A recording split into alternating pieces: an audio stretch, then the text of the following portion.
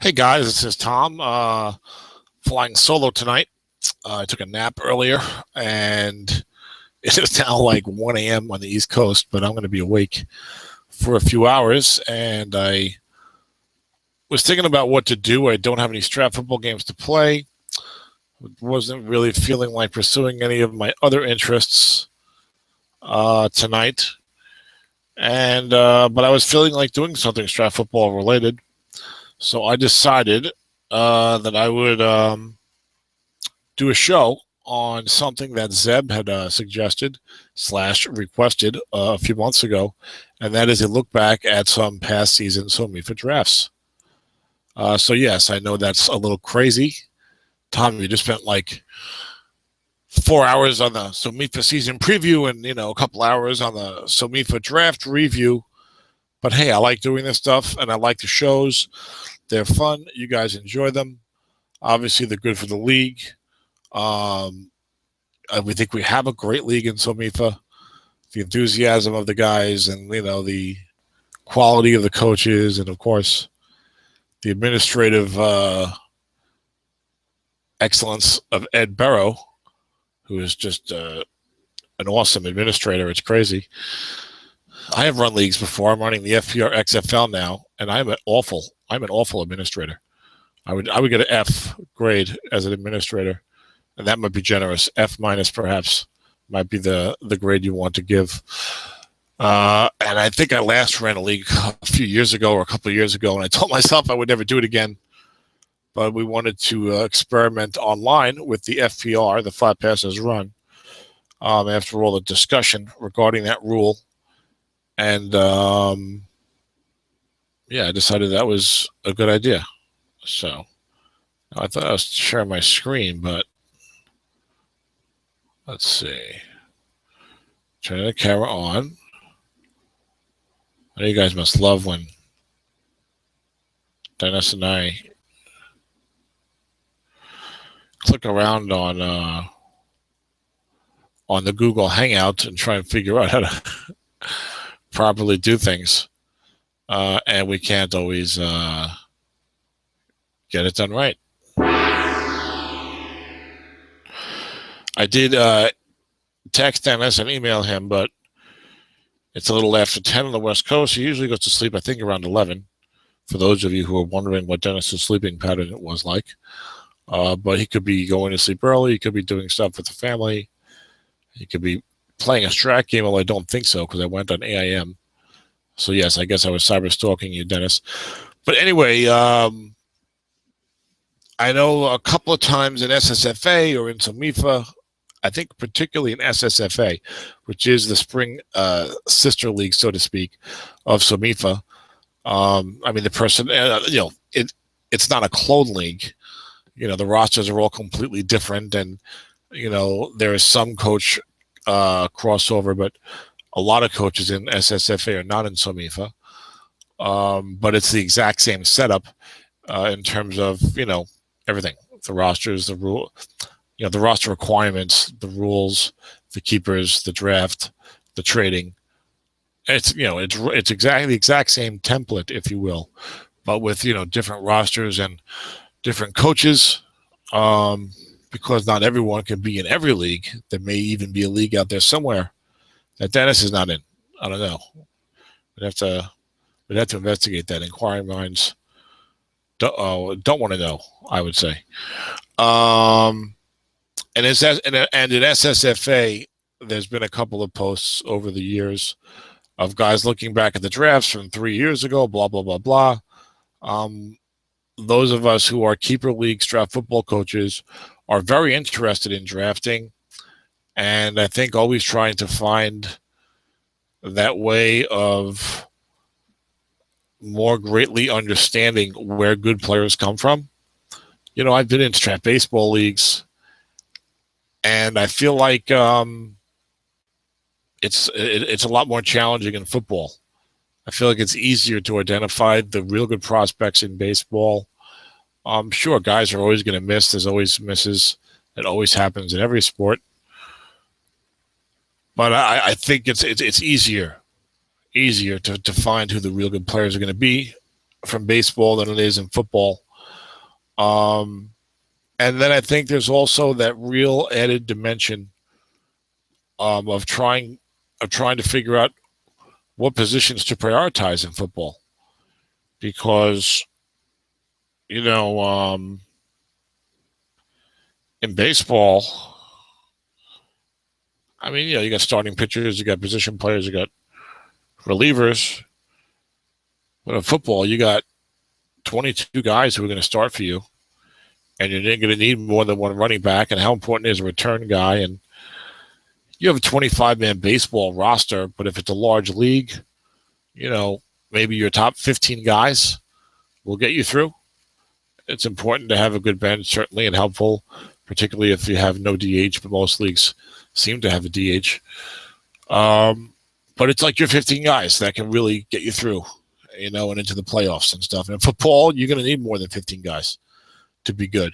Because if you have 7 bad starters at a 22, and I haven't even factored in the kicking and the punting and the return guys, and the extra running back and the second tight end and the nickel back, all of whom are important.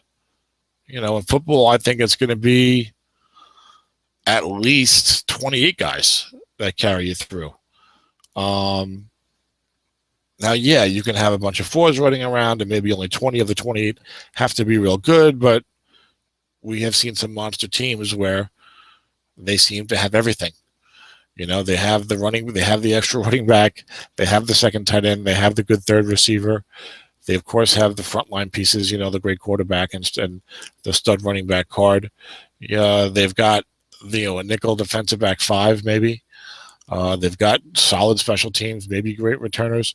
So the best team doesn't always win in any sport. And Strat Football, it's a one-game deal, So, I mean, there's coaching and there's luck and all of these things that come into play. And that team that's 20 out of 28 can beat the team that's 28 out of 28. But when we see those truly great rosters, they can be a little intimidating. And you're like, wow, boy, this guy's real good. I mean, I'm going to coach my game and I can do my things and I can beat him. But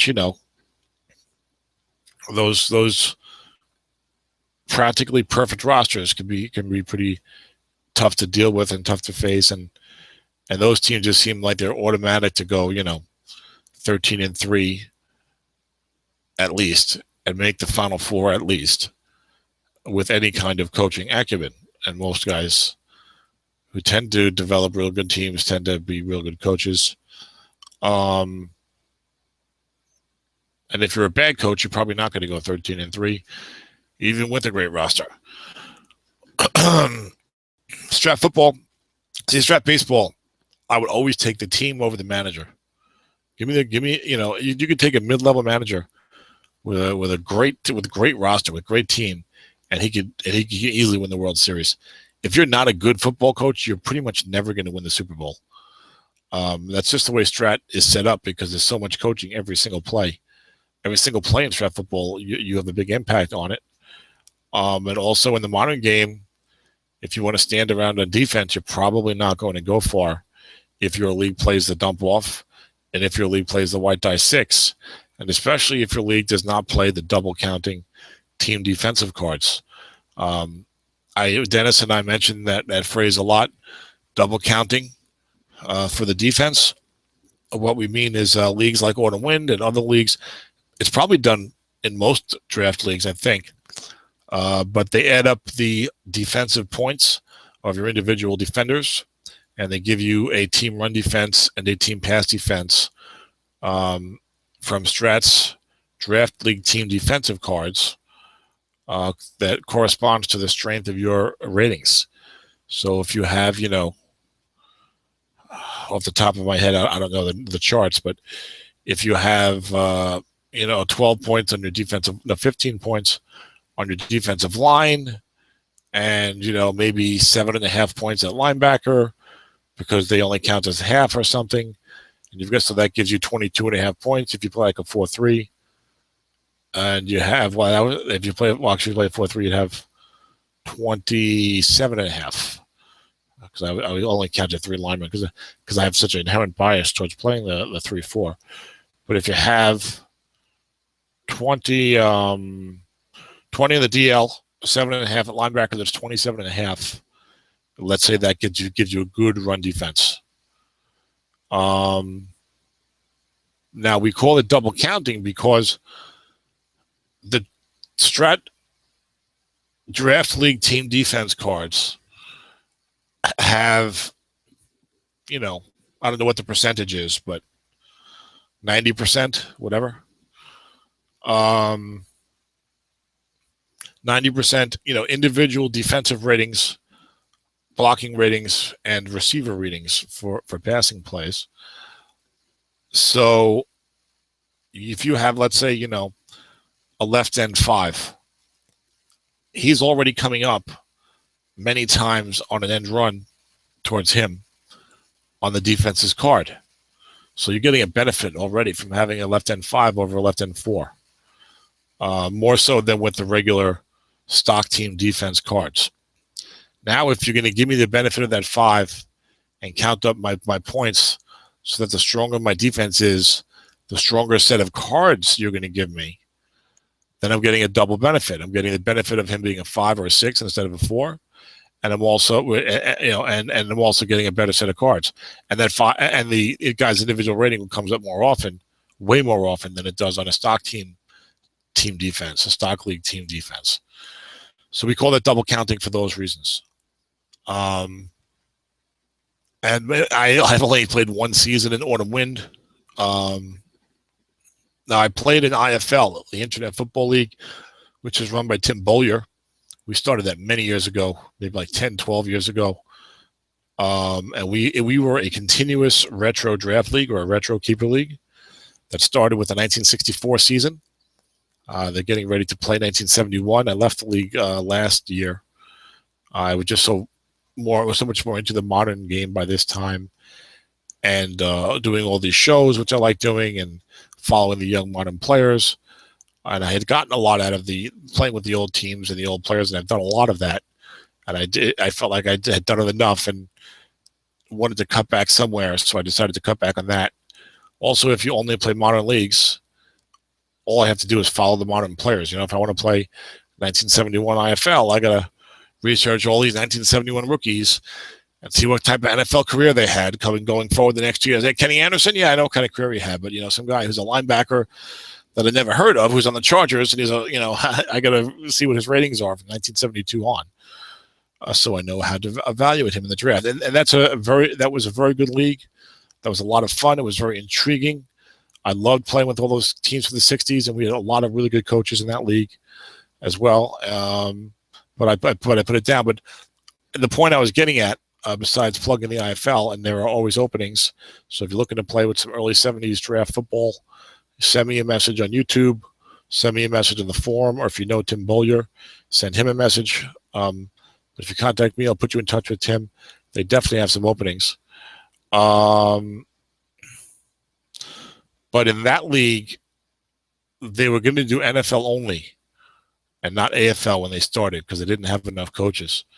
But then I said, hey, I want to do AFL. So I ran the AFL side, and Tim ran the NFL side, and Tim ran the overall league, the IFL, and still does.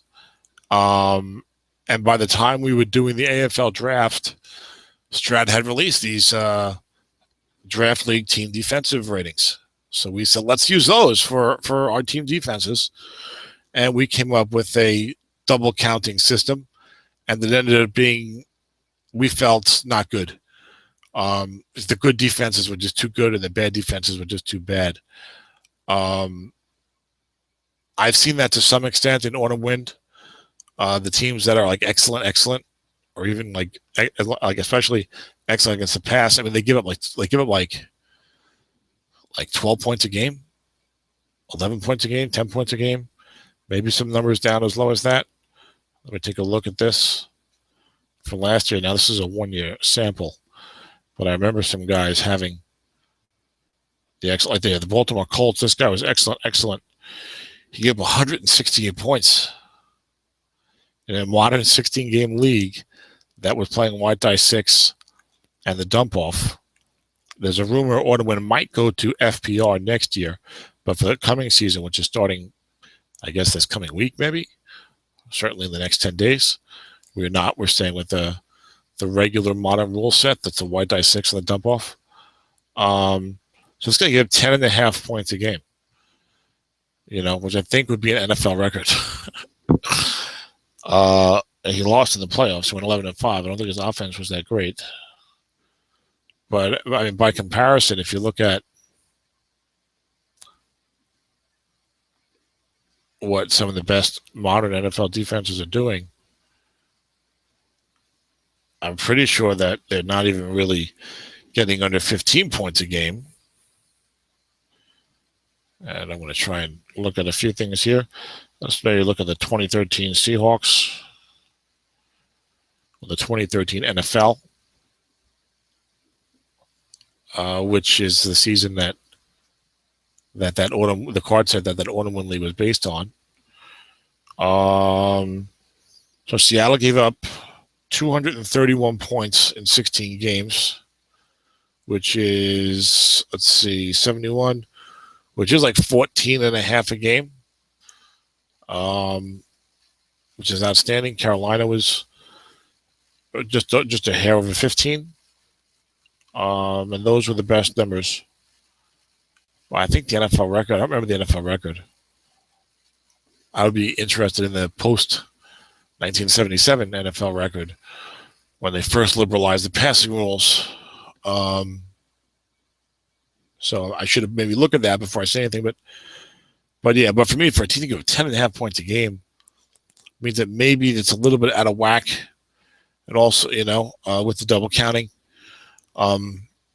maybe the auto wing might consider making it a little harder to get excellent. Also, maybe, and then on the low end, some of these teams that are poor. This guy gave us 561 points, which is a lot. But for the most part, it looks like most of these teams are in the 300s and 400s, so it looks pretty good in general. I don't know what the league average is. I know Ed posts that for SOMIFA. I haven't seen that for auto win. I'd be curious what the average, points per game for each team is. But I wonder on the high end if they would consider. It's already really hard to get to that excellent. I mean, you got to trade everything and get just a ton of sixes. And I guess there's a school of thought that says, hey, if you can pull that off, you deserve it. And I can agree with that, but they're incredibly tough to move against. So I think I prefer it. So I like the concept of the double counting, but I think in practice, the good defenses are too good and the bad defenses are too bad. I mean, if you even play with average cards and you get 0s and 4s running around, you're in a lot of trouble. You downgrade that guy to poor, oh my goodness. It can be pretty rough. So I wonder if they would consider maybe outlawing excellent, just going with good on the high end. If you get good and a bunch of really good ratings, you'll be in good shape. But I don't know. I mean, I've only played one season in the league, and I would probably want to play more seasons or look at numbers from past seasons to see. And again, it's really, really hard to get to an excellent. I mean, you have to be really, top-notch personnel against the run or against the pass to get to it. So it's not like they're giving it away. But it's just something interesting to me. There was only one team that had over 500 points. So the defense, I would be really curious, but the defensive and the scoring might be quite a bit below the NFL. I'm not sure. Someone should crunch some numbers because I can't do it right now. But anyway, so SOMIFA, everyone has the same defense. It's average. You get the draft league average cards, okay? But you're still getting the benefit of, your 5s and your 6s and this and that, because they're coming up more often. Now, if autumn wind is giving up too few points, SOMIFA might be giving up too many, or specifically, it might be harder to field a top-level defense to hold someone under 15 points a game, like the 2013 Seattle Seahawks did in the NFL.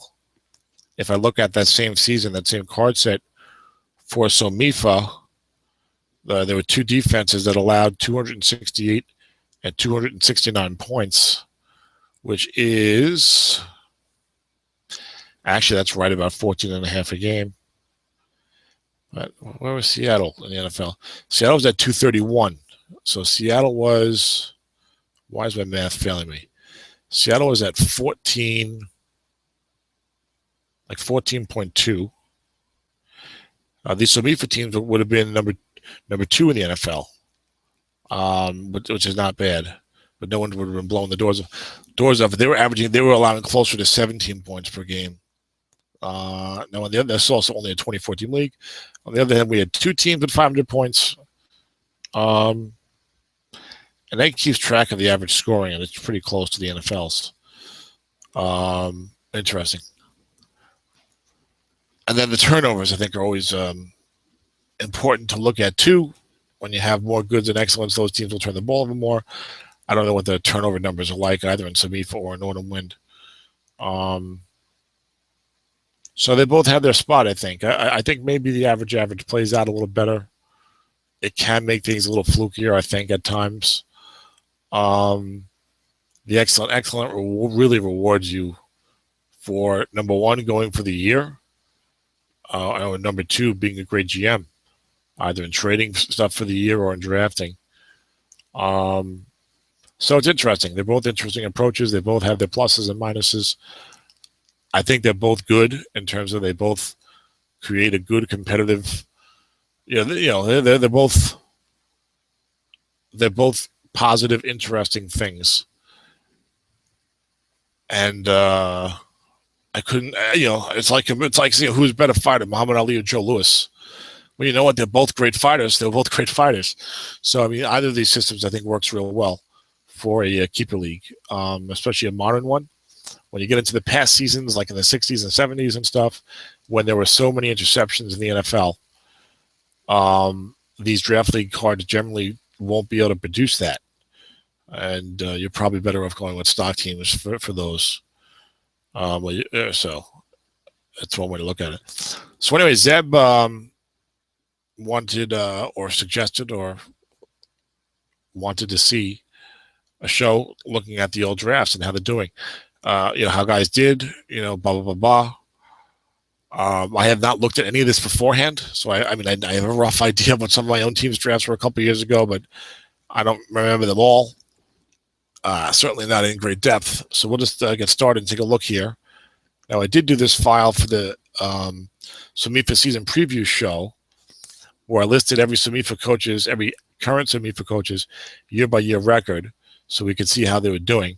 And what works nicely today or tonight is that I can highlight the 2010 season, and I can see what coaches were not in the league yet. Let's see who was coaching that team that year. But it looks like 1, 2, 3, 4. Oops.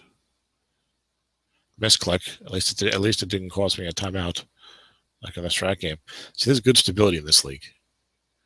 Actually, we just had more turnover in the last year than I think we had in the last 7 or 8 years before that. I should say that in the prior 7 or 8 years. But now the 2014 card set is the one out now, the one being used in the upcoming SOMIFA season and the upcoming Autumn Wind season and other seasons, other leagues that are out there. And there's only 4 guys. 20 of the 24 coaches that were in SOMIFA in 2010 are still in SOMIFA. And a lot of them go back a couple years further. It looks like if I go back even to 2008, it looks like it's almost identical. Jeez. It looks like I'd have to do a harder count.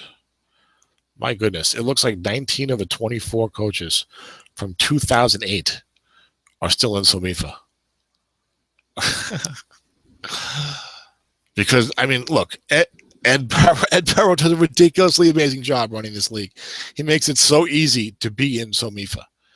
This guy, he lays out the date of the draft, the deadlines for, the trading deadline for submitting your roster, for submitting your choice of team defense 3-4 or 4-3, when the first quarter will begin and end, and the second quarter and the third quarter and the fourth quarter, because we do the season in 4 quarters, 4-quarter blocks of 4 games each.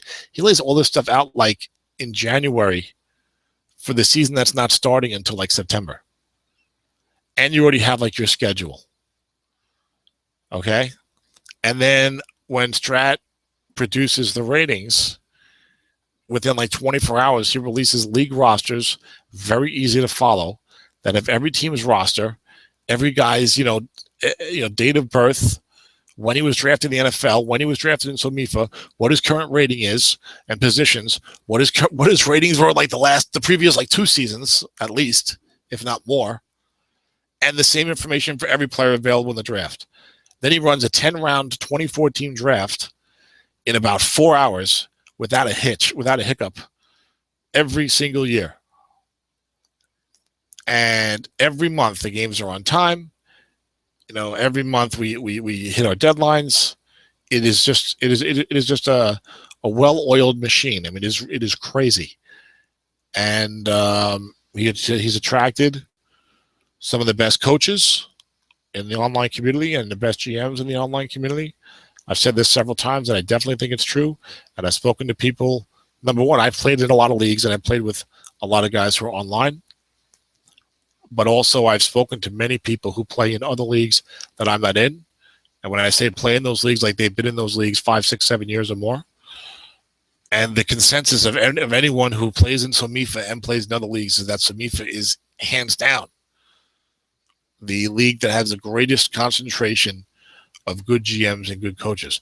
Now, at 24 teams, that's easier to do.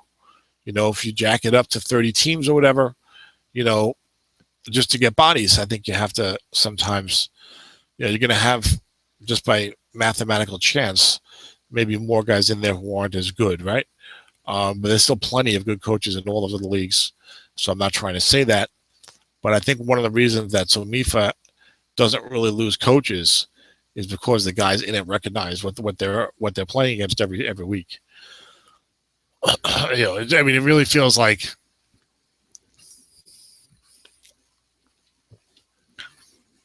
if I have a pretty decent team, and my SOMIFA team has struggled over the years, but if I have a pretty decent team, in a lot of leagues, I feel like I can just kind of show up and win against a lot of the coaches, but in SOMIFA, that's not the case. There's like one guy in the league where I feel like, okay, I can usually beat this guy without having to prepare too much, but everyone else, I better pay attention, or I'm going to be losing or in a dogfight near the end. And even compared to SSFA, which is the spring version of SOMIFA, and SSFA this year really stepped up in coaching quality, and maybe starting to rival SOMIFA or getting close to SOMIFA. And there's plenty of great coaches in plenty of the leagues. I'm just telling you, we have like a multi-year waiting list with like 8 guys on it, because guys, in the league will tell those guys, if you're not in SOMIFA and you've never been in SOMIFA, and you play in another league, and you know a guy who's in that league and is in SOMIFA, I guarantee you that guy is telling you very good things about SOMIFA. We have like 8 guys on the waiting list. It's crazy. But anyway, but I don't want to overstate it. It is still simply just a Strat Football league. It's not like your life is going to change and, manna is going to rain down from heaven because you got into SOMIFA. But it is a very challenging, very good environment. And every league has their own challenges. I mean, Autumn Wind is special, I think, because of the 30-team environment.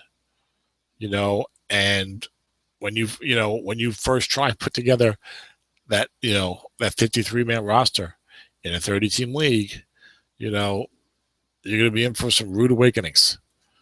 Maybe you're not going to have any pass blocking. Maybe you're not going to have a running back, who had more than 75 carries last year. Maybe you're going to have Geno Smith at quarterback. Maybe you're going to have zeros at corner. So Autumn Wind is special for that reason. And Autumn Wind's a good league, and I've only been in 1 year. So, and Dennis Crowley is going to join us. This is wonderful news. I think the show is way better when Dennis is involved. I think I feed off of his, the give and take. And Dennis is going to join us. So let me mute my mic a minute so I can send him the link. I'll be right back.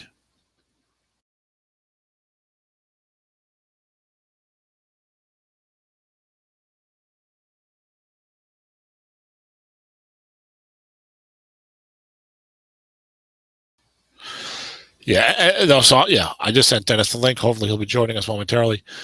So as I said, I feed off of Dennis's energy and the back and forth and the give and take, blah, blah, blah, blah. I just spent 32 minutes on this SOMIFA 2010 to 2012 draft review show, and I have not even started reviewing any of those drafts.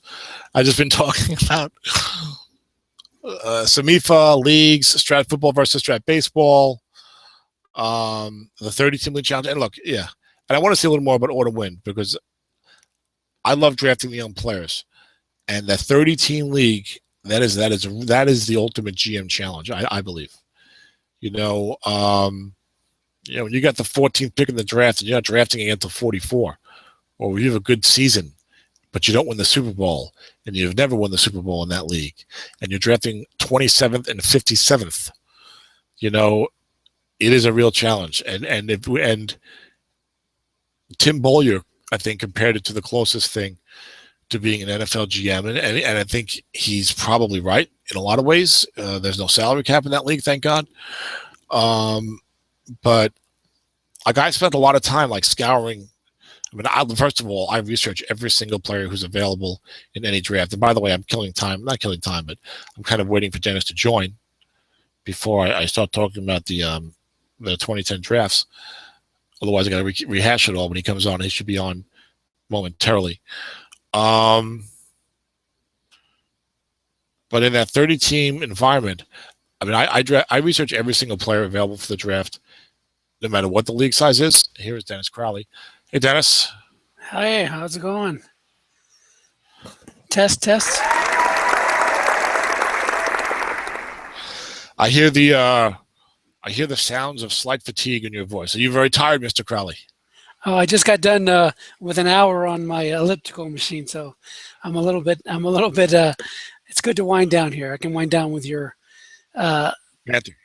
sultry tones as you sing me to sleep. Now this is a G-rated show. Oh, okay. I'm sorry, I got on the wrong show. Sorry about that. Okay, that's all right. And I do prefer, people of the feminine gender. So I'm afraid, I don't know. I feel uncomfortable with the sultry tones. Oh, speaking of that, what was this lady friend that you had fly into town and use her one-day layover to come visit you? Tell us about her.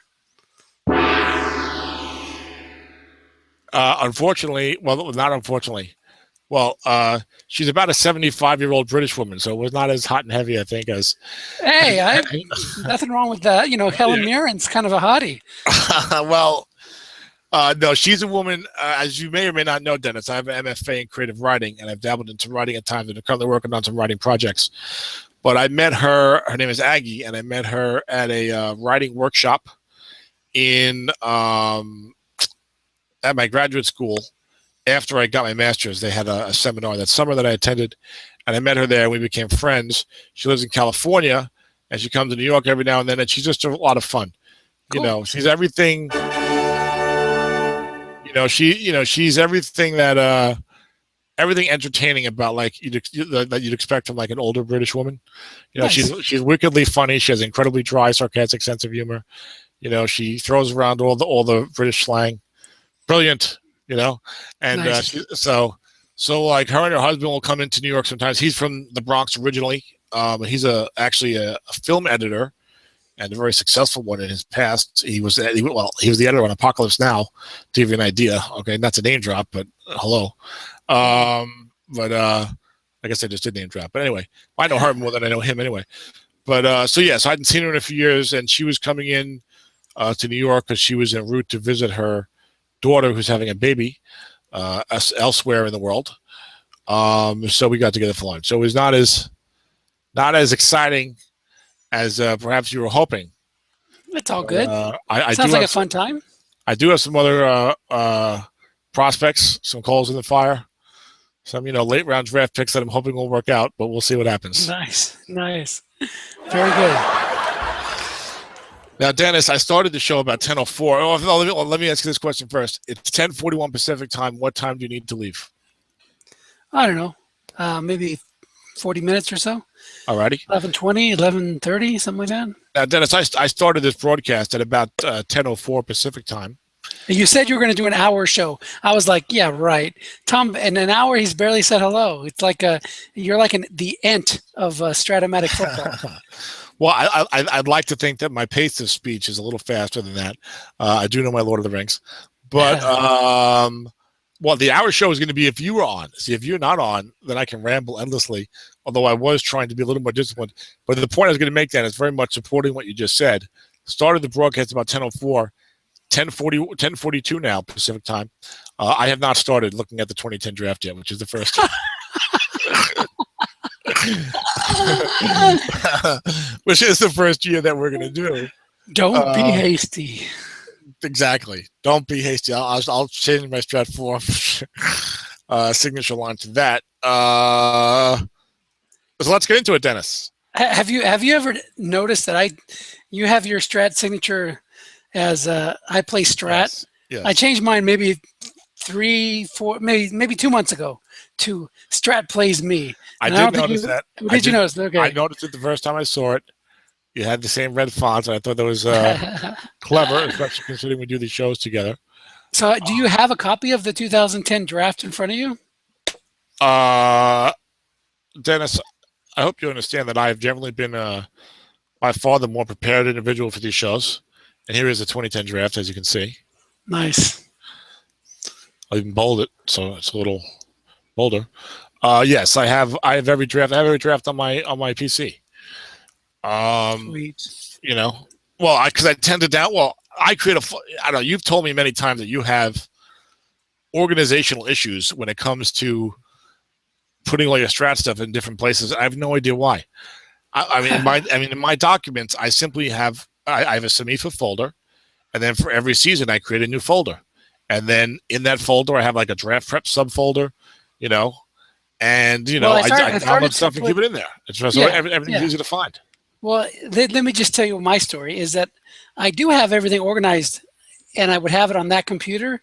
But then every time I would win a Strat championship, I would treat myself by buying a new computer. So I've got computers all over here with different years of files because I seem to win a championship every year. So what can I say? I just no. Now I'm starting to use the cloud, and so I have my stuff on what is it? Box.com. So I have a box sync that I have everything on. So this won't be a problem going forward. Excellent. Although you could always just, documents folder shouldn't be too big to put onto a thumb drive in the cloud and then move it over, like you said. Yes. I need to get into the cloud. I do have my head in the clouds at times. You get free, I think. You get 20 gigs free on box.com. So go sign up today. There's my endorsement. All right. Now, Zeb Strong, the Linebuck King, had that's a good nickname. I like that. That's very Lord of the Rings-ish, isn't it? Sure. He had to propose this to me a couple months ago, and I took one of my famous naps tonight, and I was wide awake. So I said, let me do a show, and I'm glad you were able to come on to the show. I think it's much better when you're here.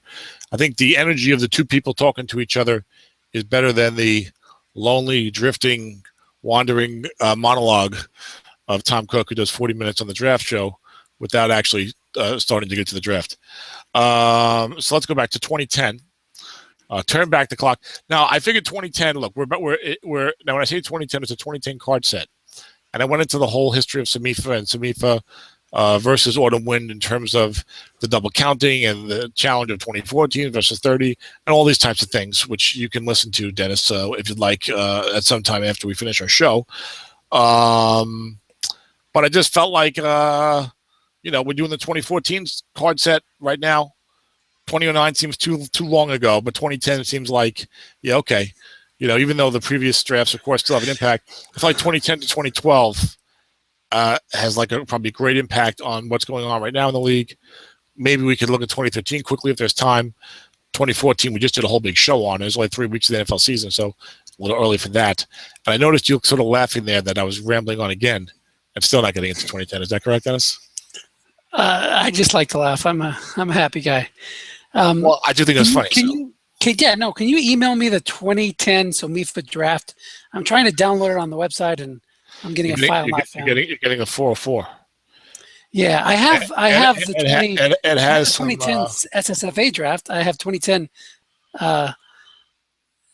SOMIFA rosters, so that's good. But I do not have. Ed has an issue where, from time to time, Yeah, the So uppercase, lowercase thing. I don't know, but I don't know the technical reason why. But he has an issue where from time to time. Now, can I email you an attachment that I'm looking at? Yeah. Okay, I know sometimes you get that. Well, we'll see. We'll see. But where from time to time some of the old links give you 404s.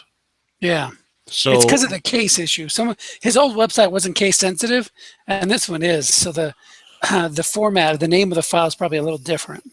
I Or used maybe to it's not on there anymore. He might have deleted it.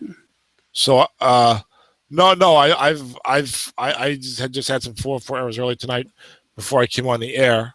So at times when I've tried to do something like career stats or whatever, I've had to send out an email, and there may be 2 or 3 404 dead links, which which you're astonished to see, because the way what just happened? Oh, there we go. Which you're astonished to see because I went into great depth about Ed's magnificence as an administrator. It's like everything Gotcha. runs so perfectly and flawlessly. It's like if one thing is slightly wrong, like, whoa, oh my God, what happened? Yeah. Paul's the same way. The way he handles the autumn wind spreadsheets is incredible. That there's never a mistake. I don't remember ever seeing, a mistake on Ed's spreadsheets. So yeah, actually, there have been some this year. Maybe we're all getting older. Maybe Ed is too. But there was like DeMarcus Lawrence was not in the original group of available rookies. Hey, is there something wrong with Stephen Tulloch? He's usually hurt. Yeah. I don't know why. Is someone offering him to you in trade? Somebody's cutting him in a 24 team league. So why? That's I don't know. I think guarantee that's not SOMIFA.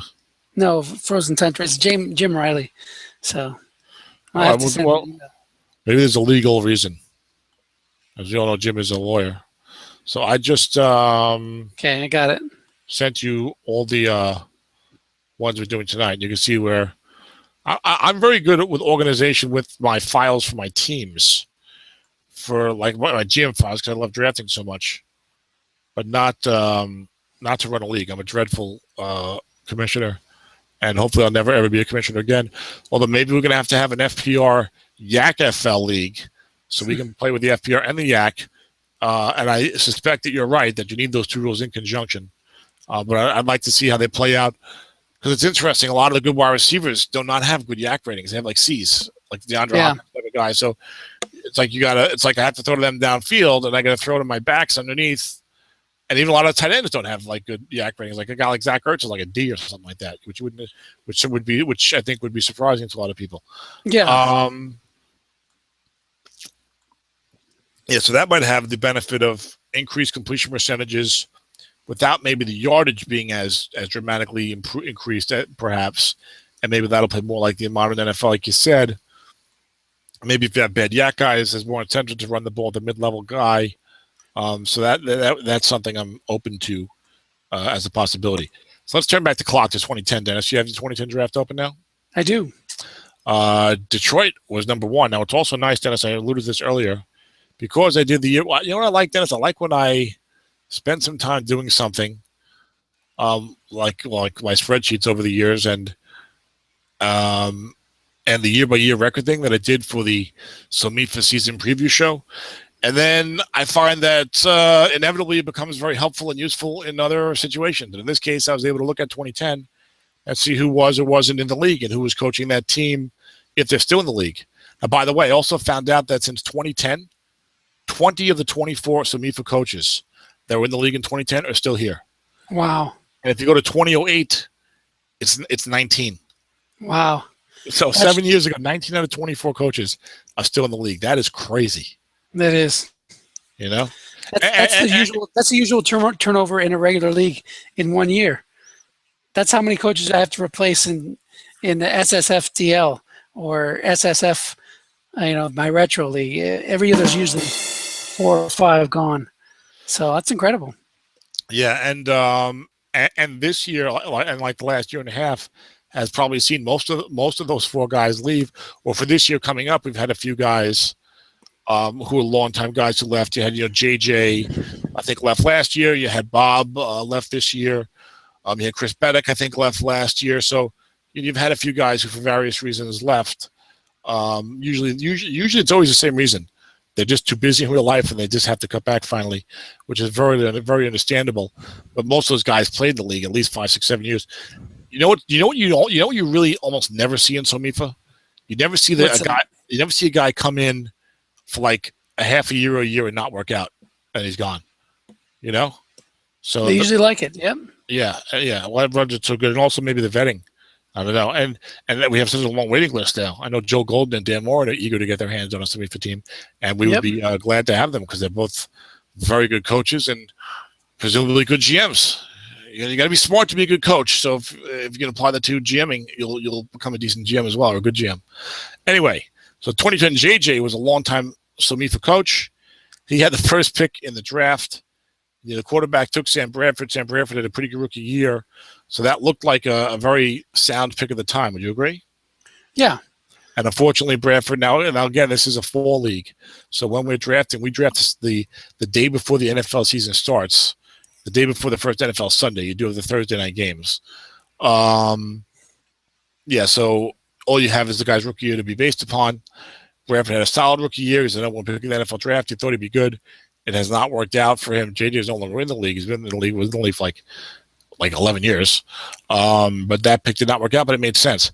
Number 2 pick was Bernie, who's another guy who was in the league for a long time, 7 or 8 years at least. Yeah, I think everybody expected him to take Sue. I remember that. And I was like shocked when he took Blunt. Yes. I think that the consensus was that Sue was a legitimately great player. He was going to be your next guy to get those Warren Sapp ratings, the 6'9", 6'10", every year at defensive tackle. You could play him as a nose tackle with a 5 with good pass rush, which is fine. Or you could play a 4-3, which I think you can play if you have really good personnel and you're not playing FPR. If you play FPR, you better play some 3-4. This is my view. Maybe if you play with the Yak, that'll change. But yeah, I think everyone thought that Sue would go second. And LeGarrette Blount had a pretty good rookie card, but was not considered, an Adrian Peterson type of prospect. I think he fit Bernie's team better for that season. I think Bernie had a chance. He might have had Tom Brady and needed a running back and maybe felt like he had a chance to do something. But obviously, now LeGarrette Blount's been a pretty good player, but he's not been a superstar, and certainly has not been as good as Ndamukong Suh, no matter what Sue is doing in Miami right now. So that was probably a bad pick to pick Blount over Sue. And also, I was going to bring up the standings, which I think I have, so that we could see. I might have got a 4. I think I got a 4 or 4 in the standings too. No, I did not, which was nice. So we could see how the team did that year. So if they looked like they were taking a guy for the year, we would know if it worked out or not. You know what I'm saying? Right. Bernie was 4-12 that year. So the Blount selection did not vault his team into contention, and it really didn't work out. Now, Bernie's team struggled for many years. So Blount ended up, not making the type of difference he was hoping. So you benefited. Seattle drafting 3rd, which is rare. Now, this is your own picks. You must have had a very rare down year in 2009. Yeah, I sold everybody off. This is one of those Nathan type years where I knew I didn't have the team to compete. The year before, I had made the playoffs with a really bad Derek Anderson card, and that kind of hurt me by having a bad team but still drafting in the middle, to late of the round. So this year I said I'm going to try move as many pieces as I can, get as many picks as I can for the following year, and this is where I drafted. Although I don't see myself with a lot of picks here, so. Well, you also know from making a lot of trades. Right. Year by year thing, we can see that after going 3-13 your first year in SOMIFA, you then had 5 straight years in the postseason. The last of those is the Derek Anderson 11-5 year in which you won a playoff game, and then came the total rebuild. You went 3-13, earning the 3rd pick. You had a couple of building years there, 3-13, 5-11, until you went on a stretch of 3 straight playoff appearances, and you've won 25 games over the last 2 seasons. So if you didn't see yourself with a lot of picks in 2010, you may have made a lot of trades, which is obviously something you also do. Right. You may have traded for young players, you may have traded for future players. Regardless, but you certainly have your own picks here. It looks like in the first 3 rounds. Right. So, which is when you're drafting third overall, is pretty nice. So you and got I went 1 for 3. so you got Sue, and he remains on your team to this day. Is that correct? Correct.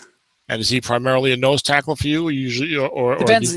Last year I played a 4-3. This year I'm playing a 3-4, so he's a nose tackle again. All right, so he's either way, and of course we see you've made the playoffs 3 straight times, and he is a very reliable player.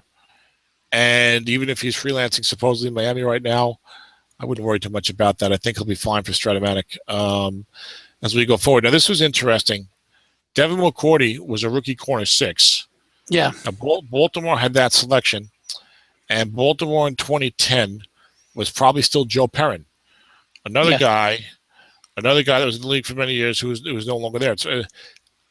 It's funny now. Some of these guys like Bernie and JJ and Joe Perrin, they were in the league for a very long time, at least 7 or 8 years, and you didn't really have a great deal of success. And it's just funny that we're seeing that, or interesting that we're seeing that the 4 guys who were no longer here, 3 of them, were teams that franchises that struggled somewhat. And Kansas City too. Though Kendall developed a real good team and had to leave because he was too busy, and perhaps had some health problems. I don't recall.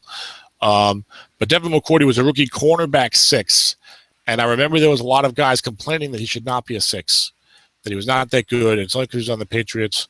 The Patriots had a good year. Blah blah blah blah blah. Right. And I was picking 6, and I had to choose. And I, in my pre-draft prep, was choosing between McCourty and Joe Hayden.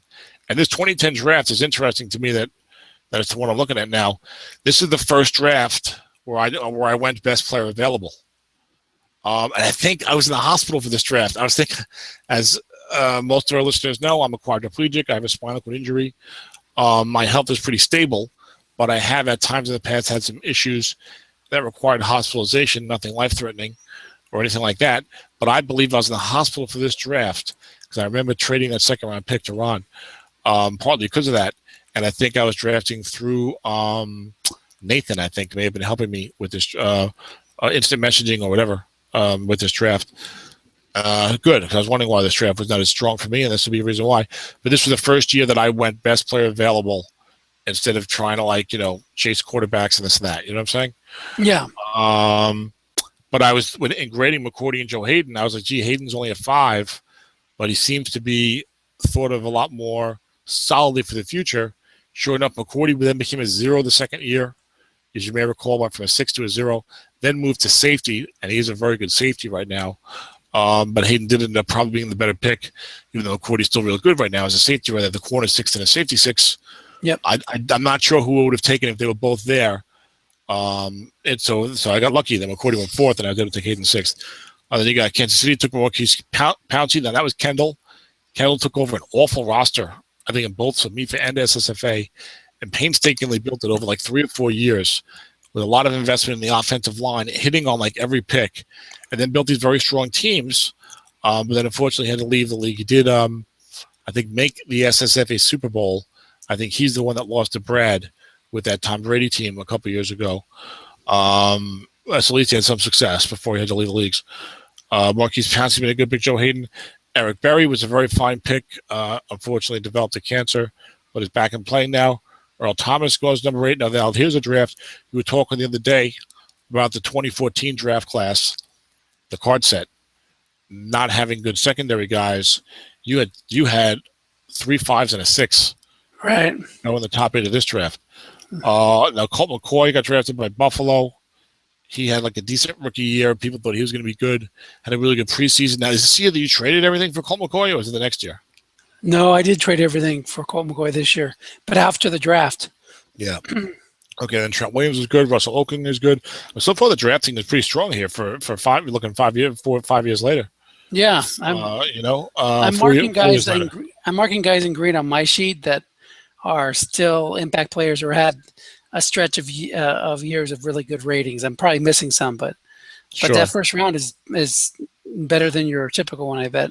Now Columbisi was a rookie 5. He fell off to a 4 most years. He's kind of playing better this year. He's at least in the league and like starting in the NFL and not a 0. Lamar Houston has been pretty solid, although maybe not so much this year. Des Bryant and Mike Williams didn't work out too well, but it was a reasonable selection at the time. Brian Balaga's been good when healthy. Gerald McCoy, number 17, that's a steal. That's Ron Dickinson. I think he was like a rookie 0-0. Rolando McClain has been good when he's been in the NFL. Took a hiatus for a couple of years, but he's back. Tyson Olalu's been probably a disappointment there, but you're already down to number 19. Jason Pierre-Paul, C.J. Spiller, Jermaine Gresham been a bit of a disappointment probably. Carlos Dunlap, right? So you have a first round from 4 years ago where really Mike Williams, Tyson Olalu, and Jermaine Gresham are like the only, and maybe Koamisi, are like the only 4 guys. There's only 3 guys who are like pure busts kind of, like never really give you much above average. And maybe 4 guys where you're like, all right, a total of 4 guys, you're like, oh, this has been a disappointment. Yeah, Lamar Houston had a couple good years. And, exactly, yeah. C.J. Spiller, good. Yeah, that's 20 out of 24. 4 years later. I mean, I talk about SOMIFA. That's pretty strong. Very strong. Then you go to the second round, and T.J. Ward's been good. Roger Saffold. This is now, which Mike Williams is this? This is the fat Mike Williams. This is the old. We had the comeback year with the Seahawks. Yes, and I was debating with this pick because these guys had very similar cards between Rob Gronkowski and Mike Williams, and I went with the Seahawk. Oh my God! The Seahawk who was several years older. Yes, I hope I've matured since then, but man, what a mistake! I think Rob Gronkowski would have been a better selection, Dennis. I'm throwing that out there. And Pat Angery, he was an interesting guy because he looked like a good young inside linebacker. May have gotten a 5 the next year or something, but ended up having kind of a short career and kind of disappointing. So he was a guy that looked like he was going to do it and then really didn't. Terrence Cody ended up messing up. He was another guy that looked like he was good and wasn't. Nate Allen ended up not being that good. Dan Williams is good. Sean Witherspoon's been pretty good up and down. Again, the second round. Derek Morgan was pretty bad for a few years, but then became pretty decent the last year or two. Jacoby Ford was a guy. People were enamored with the young wide receiver. Again, that was Bob. And Bob, no, that was Philly. Philly was Bob, wasn't he? Yeah, Minnesota was Bernie. So that was Bob, and Bob didn't always draft the best. He was always going for the year. He was always drafting cards. Mike Upati to Ed, of course. Look at Sienna. You wonder why some teams are good. Some guys are drafting guys who didn't work out too well, and then you see Ed drafting, a guy who was like a 6 for 5 years in a row at guard, and Mike Upati in the middle of the second round. Right. Sam Shields, I think we all liked a lot. Ended up being kind of a disappointment, pretty much a 4 every year. Brandon Spikes had some good ratings. We thought he'd be better. Michael Bennett Jr., that is your Seahawks defensive end, right? Yeah, he's a stud. Yeah, that turned out to be a great pick.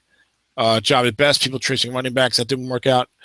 Jermaine Cunningham, Gronk in the late second round to who? NFL Ed. Yep. So, I mean, NFL Ed's, his first pick was number 20. And then 2 second-round picks. He took Jason Pierre-Paul, Mike Upati, and Rob Gronkowski. And that's 3 for 3. Yes. Anthony Davis, Corey Peters, Ted Lawson, Jimmy Graham, late second round to TJ. TJ's another great drafter. Took C.J. Spiller in the first round, Jimmy Graham in the second round. TJ hits on more than he misses. Now, nobody hits on 100%. Nobody. We all draft guys who think are going to be good and they don't work out. Look, the best NFL GMs, guys in the Hall of Fame, Bill Polian, whoever you want to say, they miss with first round picks. So just because the guy makes one bad pick, you can't go, oh yeah, well he drafted Trent Edwards, number 8 overall. Rah rah. Yeah, fine, okay, but look at his team overall, look at his roster overall, look at his draft picks overall, and everyone's going to miss. So Jerry Hughes is interesting because he sucked for like 3 years and he looked like a total bust. I think I traded the Bills, and all of a sudden it was like, wow, Jerry Hughes is now a stud. Yeah, so that was interesting. So don't want to spend too much time there, but let's look for some steals in other rounds here. Can you share my sheet? Yes, I can show you. Okay. Don't put up with my sheet, but share it, please. So here's some guys I marked in the other rounds, and you can chime in here if I missed somebody. Can you blow that up a little more? Yeah. Do a zoom in on your lower right corner of or whatever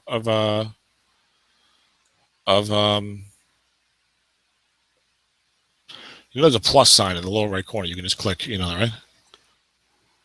Yeah, you can do it with your. Yeah, so you can make 5 clicks up top and have it still not be good. How's that? There you go. That's better. Okay, so we had Tim Jennings, who had a long series of 5s and 6s, and to get Tim Jennings top of the 3rd round, that's a great pick. Yep. These guys, some of them have had good years. Darrell Washington, he's out of the league now, but that's only because he's, getting disciplined for, performance enhancing drugs, or substance abuse. I don't remember which one it is, but he's been out of the league for the last year and a half. Or 2 all years. of the above. Yeah. Jason Worlds was great, except for your point is that Washington had lots of many good years. Right. Another NFL ed pick. Exactly. I look at this. NFL ed's first pick was number 20. He had 2 second rounders, and his first 4 picks were Jason Pierre-Paul, Mike Iupati, Rob Gronkowski, and Darrell Washington. I mean, come on. Yep. You can't do better than that. Yeah, and he probably moved up in that round because he switched places with Atlanta. So he probably saw Washington slipping and jumped up to grab him. Sure, although he makes a lot of trades. Kareem Jackson had some shaky years, but he's got a 6 this year, I believe. He is a 6 this year. He was a 5 a couple years ago. He's another guy that was terrible for the first couple of years, looked like a complete bust, and then bang out of nowhere got a 5 a couple years ago, which was surprising. He's on my spring team. Got a 4 like the following year, and then also got a 6 and got a $10 million a year contract extension. So he looks like a different type of player because he's small, but maybe he can, be that. Maybe he could be like a Tim Jennings type of guy, pretty much a 5 every year, maybe an occasional 6. So then we have and I thought he was a total bum. And I did not like that pick from Mike Kudik, and I told him so. We were talking openly. It wasn't like I was killing the guy, but he was asking what I thought about it. I did get Jackson in the 4th round this spring. But go ahead. So you got Emmanuel Sanders, who was okay in Pittsburgh and blossomed when he came to Denver. Oh, my God. Look at this 4th round. Jesus Christ. I know. Ed got Demaryius Thomas with the 23rd pick of the 4th round.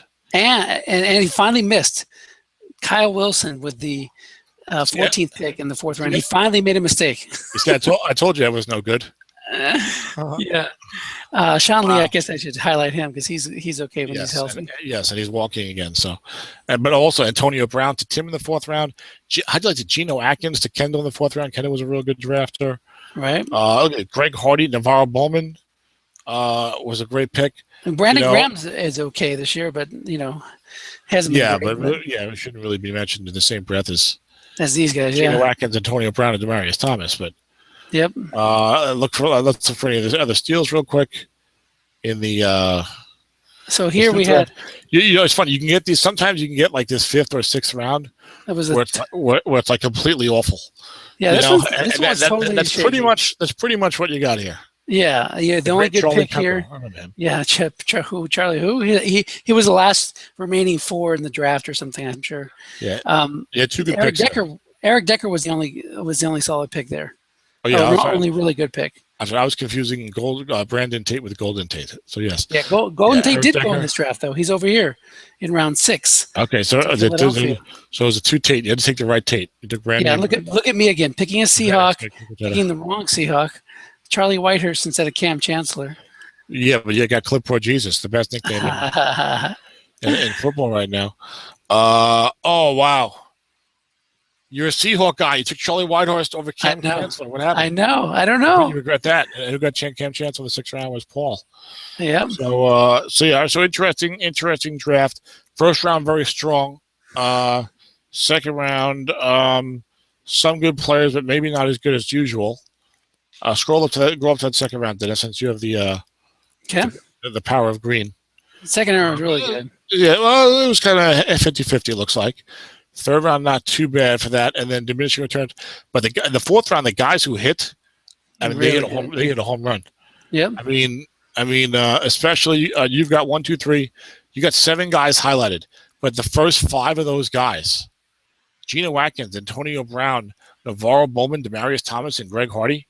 And these guys have been like great strat cards like many years. Not too shabby. And then Alton Verner's been pretty good lately, and Sean Lee's been good when healthy. Unfortunately, that's not been often enough. Here's a couple 9th round picks worth mentioning. Okay. Everson Griffin, Tampa Bay in round 9, and Evan Mathis to St. Louis in round 9. So back to back, you had 2, Pro Bowlers go in the 9th round. So and I think I'm almost certain I was in the hospital for this draft. I remember that Joe Hayden thing. I remember trading my 2nd round pick. I traded, I think, think I traded that second-round pick for Reggie Bush and a third-round pick because I liked what I had seen of Reggie Bush in the preseason with Miami. His first year in Miami, then he ended up having a really good card the next year. So that worked out well for me. And since we're doing the show, I think we can afford to look at some of our own picks. You looked at your first three. I didn't have a second pick. I took Bradley Fletcher in the third round over William Moore, and I regretted that. I wished I had taken William Moore, but neither one of them has exactly set the world on fire. I thought Brandon Banks was going to be a good long-term returner. And as I said before, those things have not been working out. They did not work out. Joe Holley in the fifth round is still on my team, but doesn't really play much. So this is not a great draft for me. And again, though, I think I was in the hospital for this draft. And I took some cards for the year, like Kylan Williams, Brandon Banks, Heath Evans. And I might have made the playoffs at 9-7 or something with this team. As a matter of fact, I know I did it. I might have even got 10-6 because I was looking at this was what, the 2010 draft? Yes. After years of futility, I went 9-7 and won a playoff game in 2010. Yay. So, you stopped screen sharing, and I'm seeing a picture of your door. Any feedback on the door, Dennis? It's in okay shape. Could use a paint job. Yeah, I think it needs to be replaced actually, but I got a D on the door, I think. All right, but I did not make the playoffs that year. So I think I was drafted more for the year, and I was in the hospital, so I didn't really. Even though I wanted to go best player available, I don't think I was able to do the draft prep for health reasons that I normally would do. Certainly that I do now. Hey, go back to that. What did I do that year? I forgot. You 0-16 actually, surprisingly. No, you were 5-11. Again, that was the second of your of your rebuilding. So that's when I traded everybody off after a 5-11 campaign. You had 5 straight playoff appearances, winning a couple playoff games. Then you had the 2 down years rebuilding, 3-13, 5-11, and then 3 straight playoff appearances. So I wouldn't feel too bad about 8 playoff appearances in 10 years, including 3 seasons of 12 wins or more, and stuff like that. I know you want that title, and I know you have not made the SOMIFA Super Bowl yet. Now, I don't want to. Here you go, Dennis. I certainly don't want to put you down. And you easily could have made the Super Bowl last year. That Hail Mary that Zeb beat you at in the end of the semifinal. But you're a guy who has won many championships in many leagues and is known for always being in the mix and being really good. And you've been in SOMIFA since 2003, and you've yet to make the Super Bowl. So if people want to ask about, it's tough. If people want to ask, gee, is SOMIFA really that good? I don't know. Ask Dennis. Because he's got a pretty goddamn good team, and he hasn't even made the Super Bowl yet, which, of course, I haven't either. But I'm saying you're so successful in every league, and even you have yet to make that SOMIFA, which I'm pretty sure you will because of your coaching acumen and aggressiveness and Russell the Muscle Wilson, who looks good. If they can finally block for him. So that was not, I don't think you viewed that as a negative, Dennis, right? Because you're very successful in all the leagues. I think what it shows you is that it's really hard to win a championship in any league, and especially when you have such quality coaches. And that's why you only have about 14 championships in the last 4 years, right? Well, I think one of the differences between SOMIFA and the other leagues is the fairness aspect of everybody having the same defensive cards. So it makes the playoffs a little bit more of a crapshoot, even if your team is not quite as good. When you get to the playoffs, everybody's good, of course. But if you don't have like the dominant team, you can beat the dominant team because he doesn't also, on top of his dominant players. Excellent. Yeah, exactly. So that's the difference. Now, having said that, though, looking at the Super Bowl champions and runner-ups, they're almost all 12-4 or better. So I agree with what you're saying. You need to have a good team to get there. But once you're there, anybody can win of the playoff. Yeah, but it's not as much of like a 9-7 is going to go all the way. You know what I'm saying? So. Yeah. But yeah, I know what you're saying. Yeah, when you run into a great team in order to win, and he's got an excellent defense, it's like, you better roll on your card or else forget about it. Right. Absolutely. Even more so than normally in a strat game. So.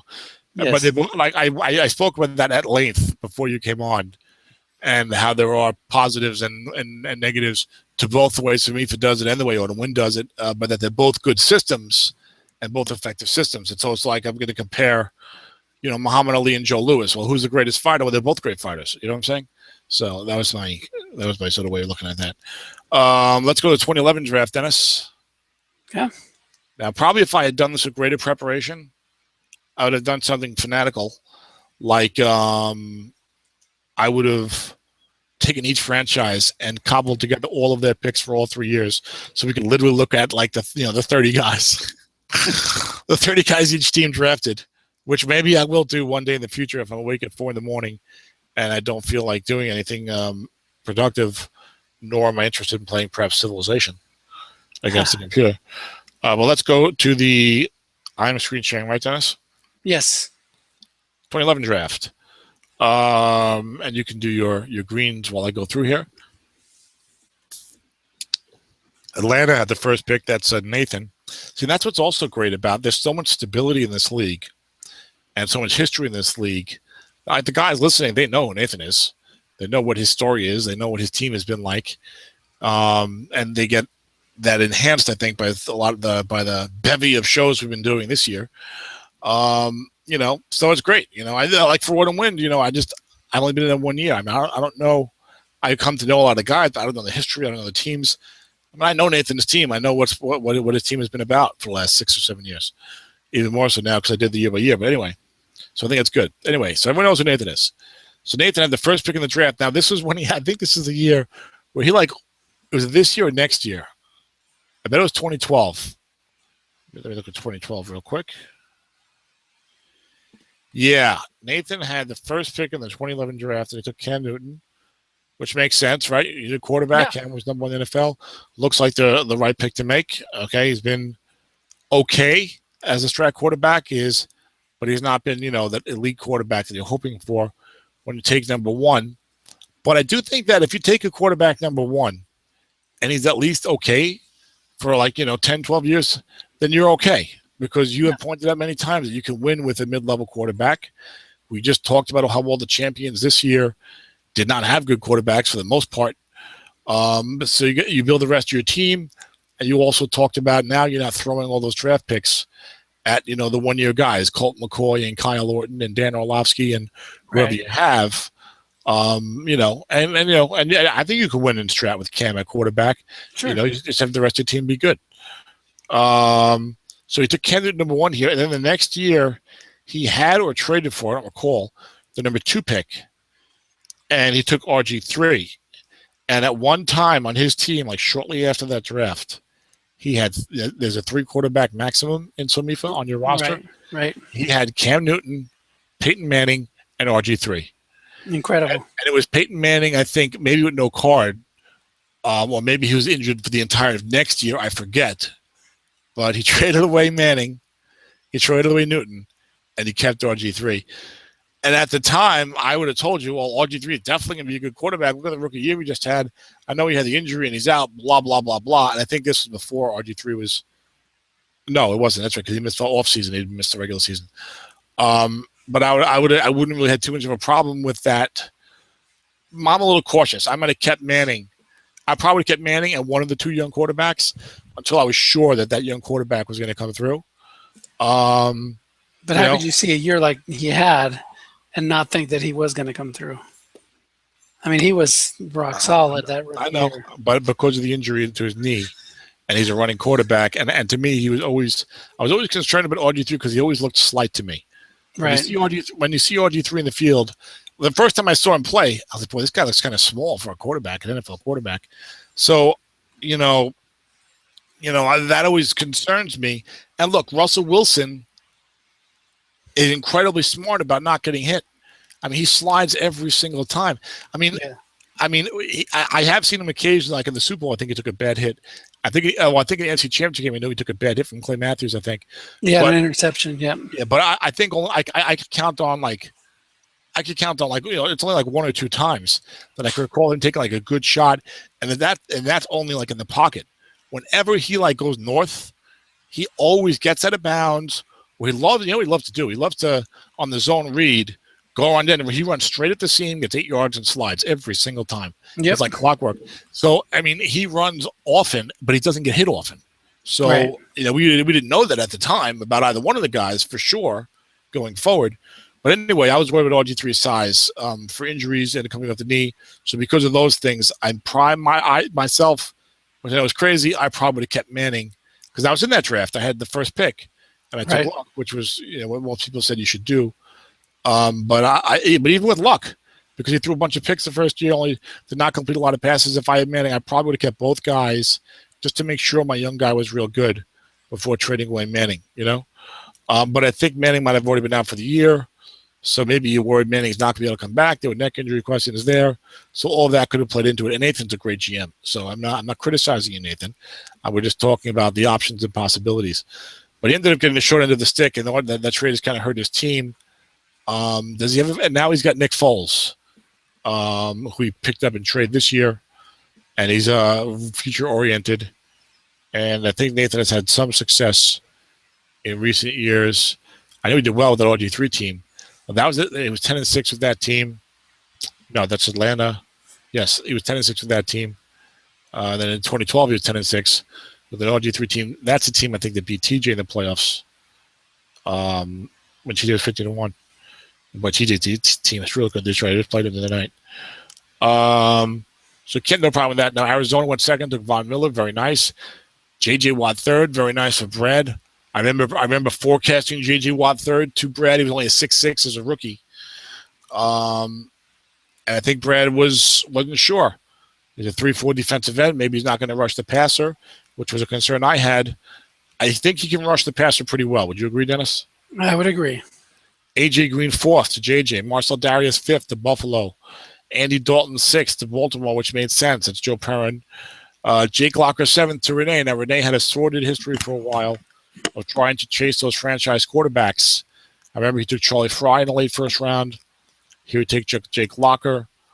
He ended up with Nick Foles at one point. And now he's got – who does he have now? He just traded Nick Foles. Who's that? Renee. TJ? Oh, Renee, he's the one that got Teddy Bridgewater. He moved up to That's right. He's got Orton. That's right. He got Orton and Bridgewater. Okay, he's got Bridgewater. Okay, and his Bridgewater stats aren't great right now. But again, we talked about Cam Newton. I think Bridgewater will be at least a solid starter for a long time. Renee's a real good coach. If he built the rest of his roster, you'll be fine. You could win titles. You could compete for titles with that. DeMarco Murray, number 8 to Nathan. And Murray's had some good cards, and of course had a real good year last year. And Nathan sent him packing, taking advantage of that. And he's not doing well right now, but I think that was a good pick. Would you say that looking at DeMarco Murray's career right now, that you'd be content? If you took DeMarco Murray 8th overall and needed a running back in 2010, would you be content with what you've gotten from him in the following 4 years? I think so. I mean, for what a running back, what do you expect from a running back? That's the thing, is that running backs in the first round are so dicey. But I agree with you that you'd be content because of what you expect from running backs. Because look, there's only one AP.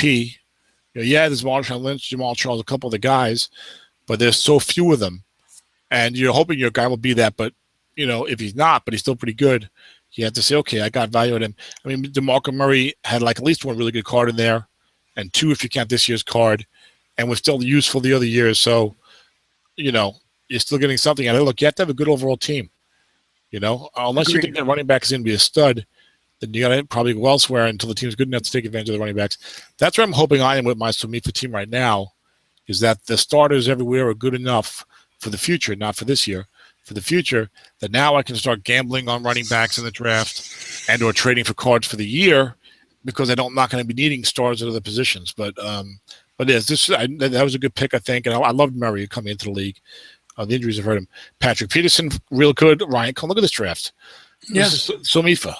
Patrick Peterson, Ryan Kerrigan, Alden Smith, our Christian Ponder, that was Dale, a Viking fan. He was the first and biggest quarterback. Actually did not have a bad rookie year, so that made sense at the time. Right. Adrian Claiborne was a very good-looking defensive end, but then had injury problems after that, so you can't really call that a bad pick when the guy suddenly starts getting injured all the time out of nowhere, Mm-hmm. Tyron Smith, Brooks Reed. Now, I think I remember this draft. And I remember feeling, because I do the mock drafts for SOMIFA every year. And I remember feeling that by the middle of the first round, it started to get a little shaky in terms of the talent and the quality. And Brooks Reed looked like a decent outside linebacker. I wasn't as into PFF then as I am now. I think I've really just gotten into PFF. This might be my first full PFF draft last year and the spring, maybe SSFA. I don't recall. But Brooks Reed's been only okay. Now that's TJ, who's a great GM. He got Colin Kaepernick in the second round. You got Connor Barth in the fourth round. Hello. So even he misses occasionally, even though it doesn't look like it, because his team is like loaded with sixes on defense and like 5-7s on the offensive line and great receivers every year. And then they're not guys he trades for generally. They're generally guys he's drafted. Right. Then Paul, this is where Paul did himself a disservice, because Paul is a great coach and is a great GM, but for several years, and he had Drew Brees. And for several years, he kept trying to draft like the heir apparent, Josh Freeman and Blaine Gabbert and, these type of guys. And I think he might have done the same thing in the SSFA. And if you'd have, taken like a normal Paul pick there, which might have been like, Julio Jones or Justin Houston or Robert Quinn or Muhammad Wilkerson, how much better off would he have been, Right. Or if you like you said, we all make mistakes. And what you've seen is like people overpay for quarterbacks. So if you're able to get a young quarterback, even when you have a good veteran like Breeze, you can trade him off for the mother load. But Paul was never like that with his quarterbacks. He always drafted to keep them, and maybe that's where his mistake was, not just drafting them, but not turning that asset over while its value was still high. Yeah, I don't know how much you were going to get for Blaine Gabbert at any point in trade, though.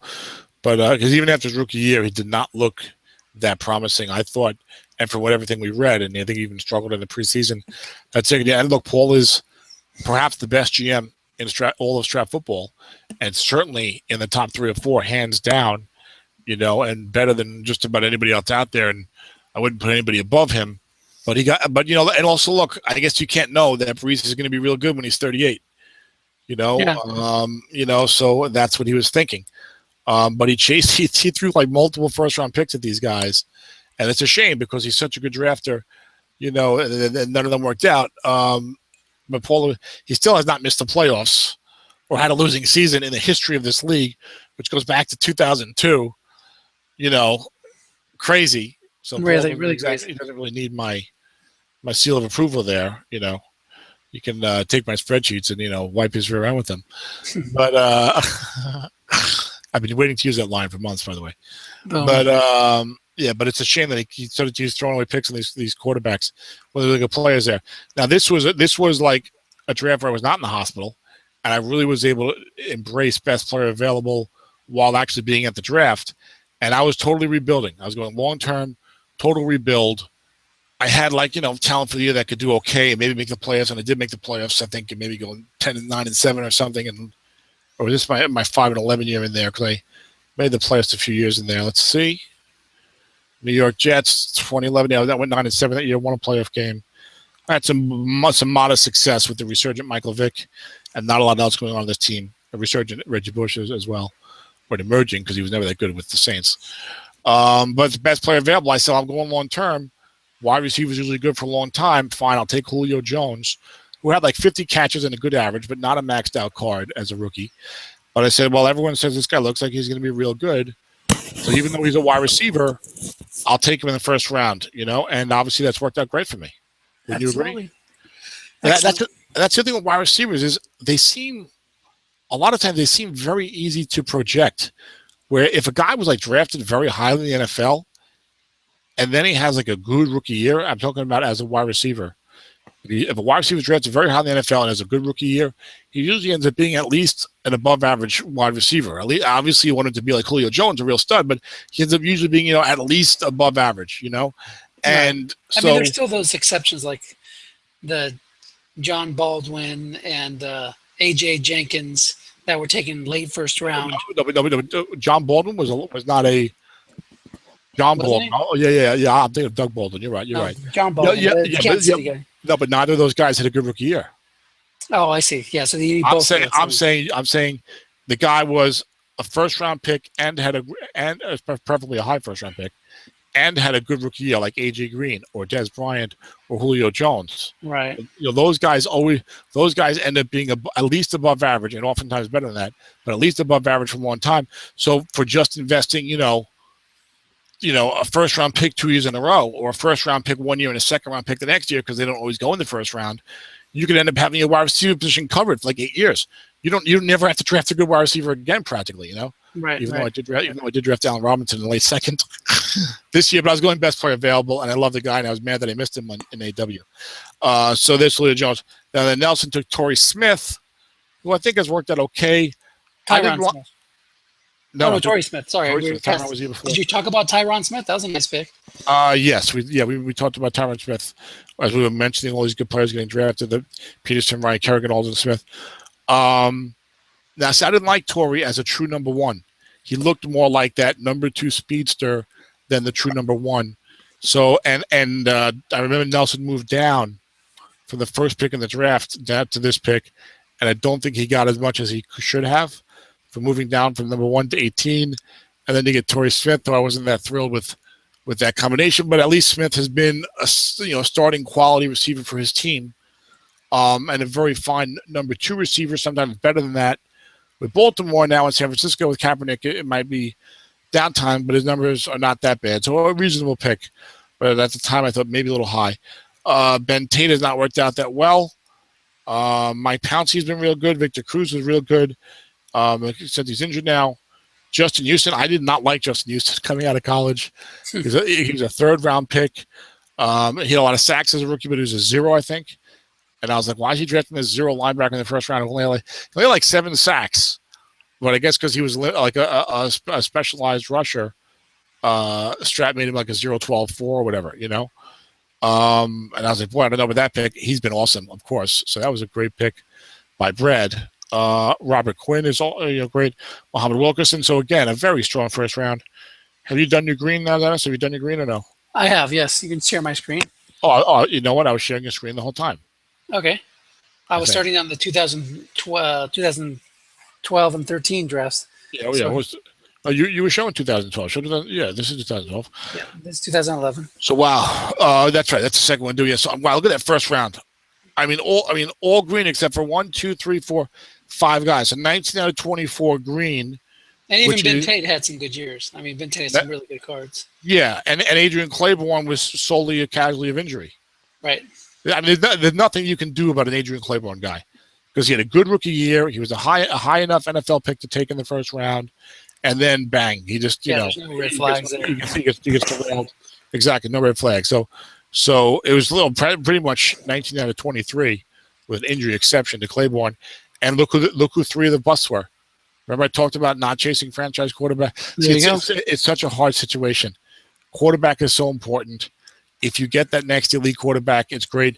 If you get the next Matt Ryan, it's tremendous even, okay? Yeah, and you got to remember there's 24 coaches in the league, and there's only usually 2 or 3 draftable quarterbacks in the first round. Maybe 3 at is a great number. So people are going for them. It's hard to pass on those if you have a first round pick in the top 10. Yeah, but 3 of the 4 busts were quarterbacks.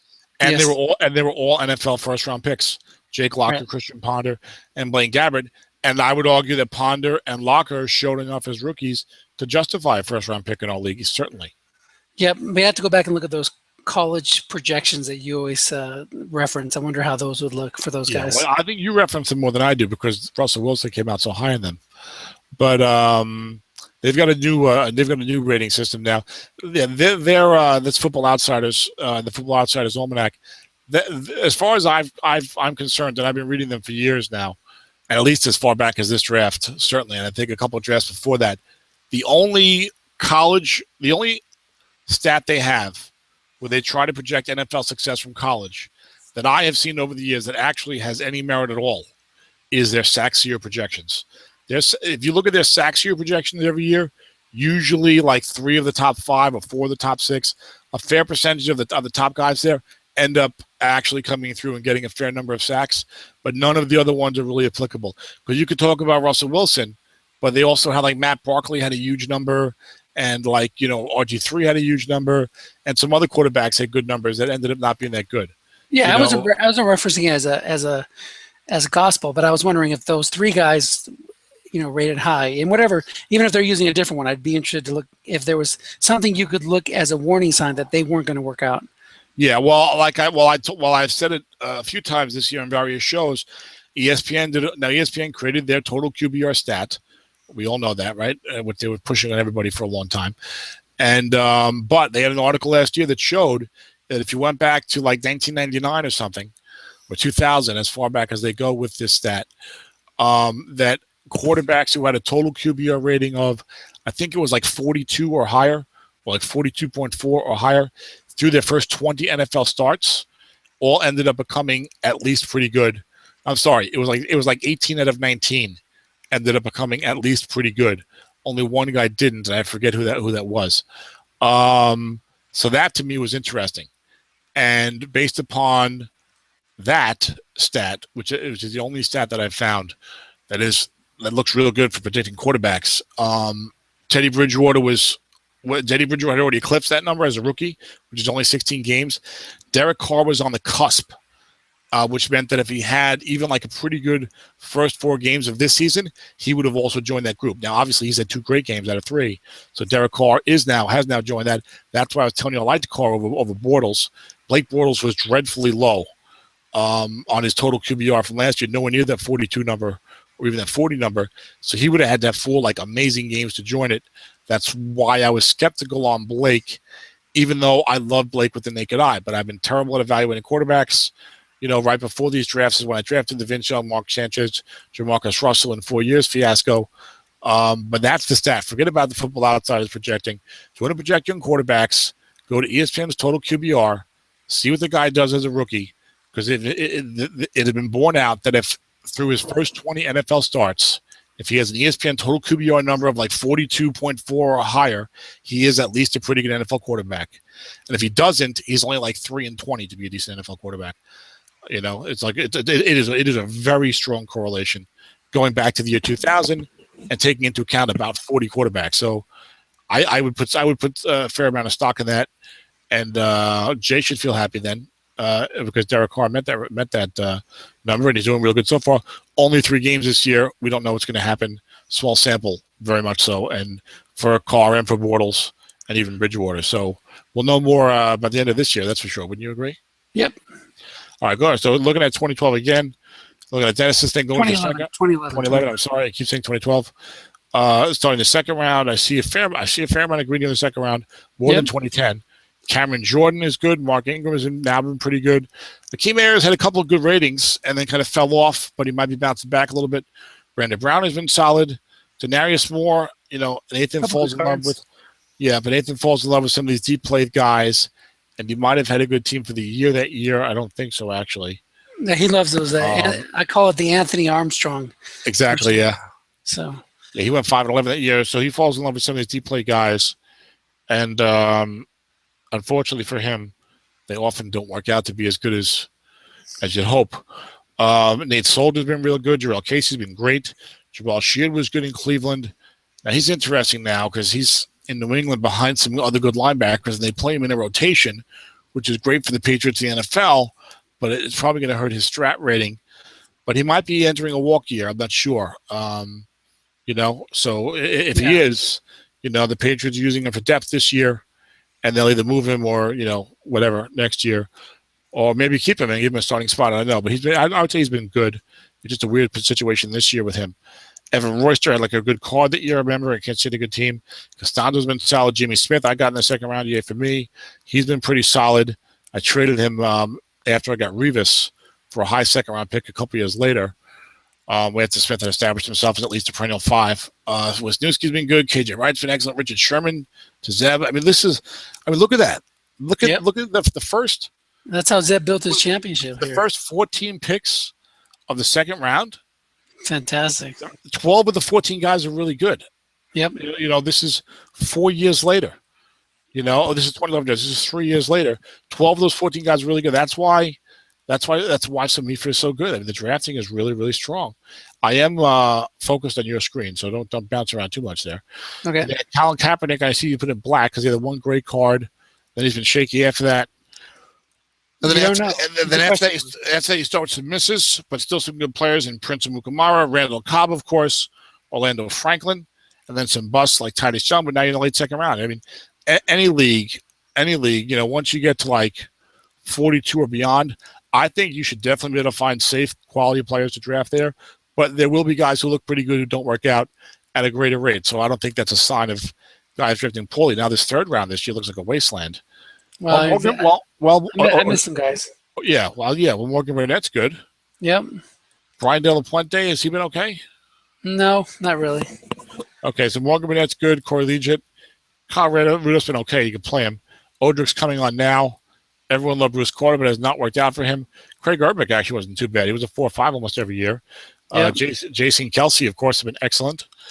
Rodney Hudson's been very good. Oh, you skipped the whole round here. You took a round off, Dennis. What's going on? I'm getting ready to go to bed, so you better hurry up. Okay. This third round looked pretty strong. Looked pretty decent, I would say. The first half of it looked pretty strong. Let's look for some steals on the other rounds, Dennis. So we got Kyle Williams by Denver in round 4. I think that's the defensive tackle. Yes. We got Chris Culliver, who's got a 5 this year and has had some decent cards. That is not the defensive tackle. Oh, it's not. Oh, it's the. Because Kyle Williams has been in the NFL for more than 4 years, hasn't he? Oh yeah, you're right. It's probably San Francisco like returner. Yeah. San Francisco wide receiver.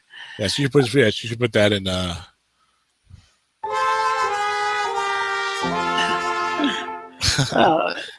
So Doug Baldwin's been solid. Nick Fairley got a 5 after a couple years of having 0s. Yep. A failure of Ken McEllis. Yeah, let's skip over that. Shane Vereen, solid little back there. Cameron Hayward, not too bad. Willie Young, who was like nothing, and then got a 5-12. Yeah, well, let's see if that's a 1-year situation. Probably is. He's a backup now. Raheem Moore is a stud. Yep. As a safety, pretty much. Solid player, I'd say. Solid pick. Cornell McPhee's been coming on lately. I'm not sure if this is the Michael Adams that's getting a 6 now, or it's the other Michael. They always switch the spellings. I think it's the point guard from the Nuggets. Fusco has had some good cards. So what we're seeing so far in these 2 drafts is it really there's a 5th round can often be a wasteland. Christopher Harris, Dwayne Harris. This is Chris Harris, the cornerback that became a 6. Yeah, that's got to be TJ, right? It's TJ, and then Dwayne Harris, your returner pick, solid. Alex Boone in round 7. Pac-Man Jones, who was dropped by Seattle somehow. You should mention who's making these, who's drafting these guys, like Alex Boone for Baltimore, so we give proper credit to the coach. Baltimore so again taking Chris. Junior Gillette. So Baltimore took Alex Boone in the 7th, Pac-Man Jones in the 8th, and Junior Gillette in the 9th. Not bad. He left the league though. Joe, come back. Yeah, but Pac-Man was this is the second time he was drafted. I had dropped him after his shenanigans. Should have kept him. Well, he looked like he was going the way of Justin Blackman. He was making it rain. He was making it rain. All right, running out of his bank account and into bankruptcy if he's not careful. So and then he traded me Andrew Hawkins, which was nice. And he traded back to me. He was a throw-in. We made a deal the next year, and I could pick somebody. He was going to be out for the year, but I liked what I'd seen of him on Hard Knocks. So I said, give me Andrew Hawkins. Then he had a good year, and then I traded him back to you for a 5. So that worked out good for me. Yeah, very good. All right. But my other trades have not worked out that well with you when we've done these deals. So, but we'll see. It's all good. All right, I'm gonna check out. I'm gonna go to bed, and it's all yours. If you want to continue, I'm only got 1 year left. You're doing 2012 and 2013? I'll do 2012. I may do 2013. Okay. But the point being. All right. Well, I'll stick around. I'll stick around for one round, one more. The first 2 rounds of 2012, and then I gotta go. So let's make it quick. All right. You did not do the green for them yet, did you? I'm gonna do it right now. So we'll do it together. So we got Luck, Wilson, Griffin, Kuechly, Tannehill. All of those guys are good except for Griffin, but he could still be good. I wouldn't be surprised if he came around. The Trent Richardson, of course, was a big bust. The Matt Khalil's been weird because he was really good a couple of years, terrible last year, not grading out well right now. I think he's trending towards not being green. Michael Brockers has been solid. You can't give him a green. He's a 5 every year. Yep. Alfred Morris is good. Absolutely. Claiborne hasn't been that good. No, he's been awful. He's been a bust. Courtney Upshaw, I don't know if I'd make him green. He seems to be getting 4s every year. He's more in the Brooks Reed mode than the type of guy you really want with your first round pick. But David Wilson was an injury problem, so you can't really hammer that pick. But again, you're having a very strong first round. You know what? I'm feeling. Sometimes I feel like I make these comments and I come off as like, oh, Tom thinks he knows it all, and I've had people allude to that, which is fine. But both in the 2011 and the 2012, there were some first round picks I was not fond of at the time, and sure enough, they really did not do too well. I was killing Zeb for taking Chris Givens, like number 18, 19. I was like, what are you doing taking Chris Givens number in the first round? He had like a decent average and stuff, but he wasn't, for me, he was not. He was like a fourth round pick. The Rams were already having problems developing receivers. They had drafted like another receiver like in the first or second round the very following year, which you got to look at when you're drafting guys, and then look at the guys that got drafted the second round at the same position. T.Y. Hilton, Alshon Jeffrey, Josh Gordon, fine, he fell apart, but he became great first. Michael Floyd, so I mean he made Chris Givens, I think, the first receiver off the board in that draft. To me, I think Chris Givens is like a fourth or fifth round pick. Right. I was really surprised at that. And Zeb, of course, Zeb is a defending champion. I'm always attacking like Paul and Zeb. These guys are winning championships, and my team's still trying to rebuild. So that's kind of funny. So Zeb, you could just take a selfie with your Super Bowl trophy, and maybe a picture of Chris Givens smiling behind it. That'll shut me up perhaps. But again, a very strong first round and some injury problems. Ian Williams got hurt for the year. Upshaw's been at least an NFL starter. Doug Martin had a good rookie card and fell off the table. And then Richardson, we all knew was, supposedly highly talented, but there were questions there.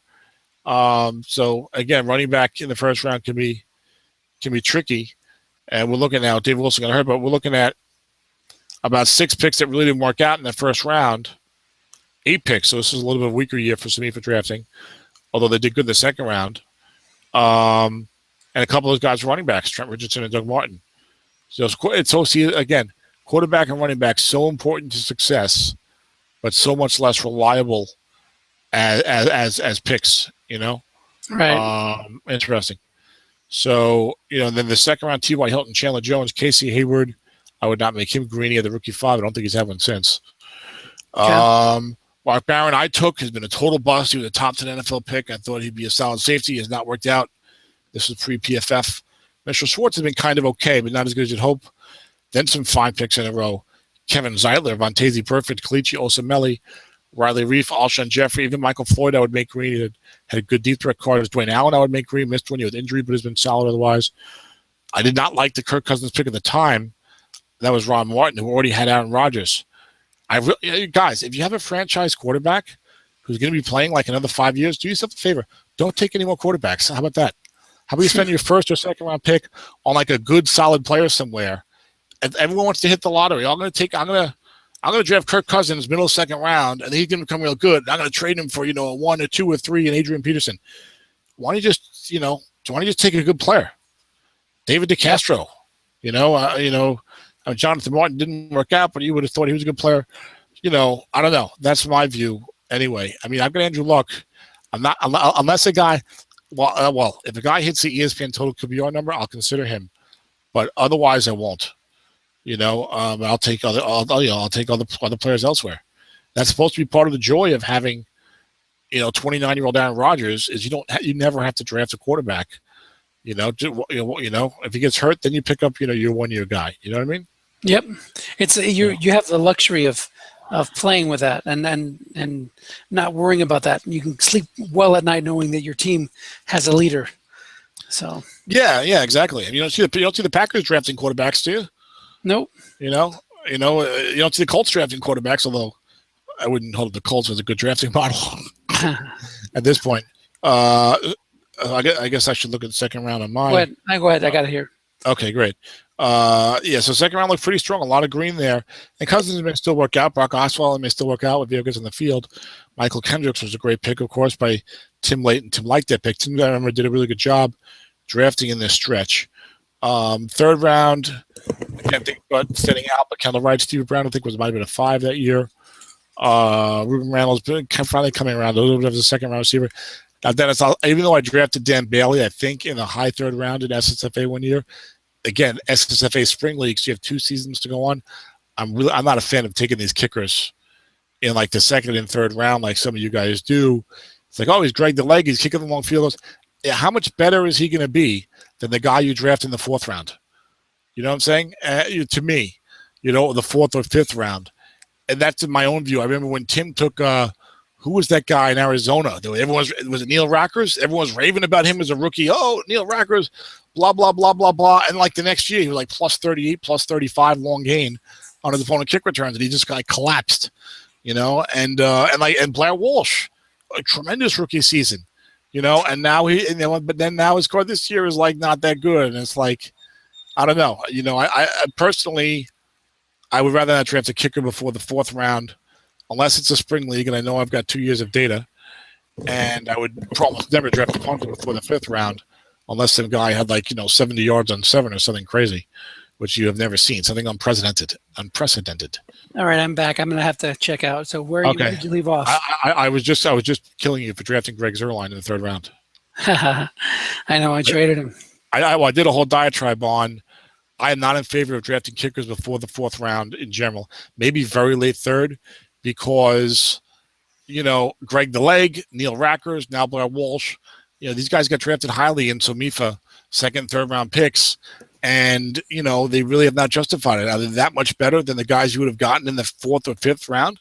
Especially the 5th round? I would say no. Well, I think SOMIFA is a little different because they force you to take somebody by the 6th at the latest. You can't draft the kicker after the 6th, which changes the dynamic a little bit. But I agree with you in principle.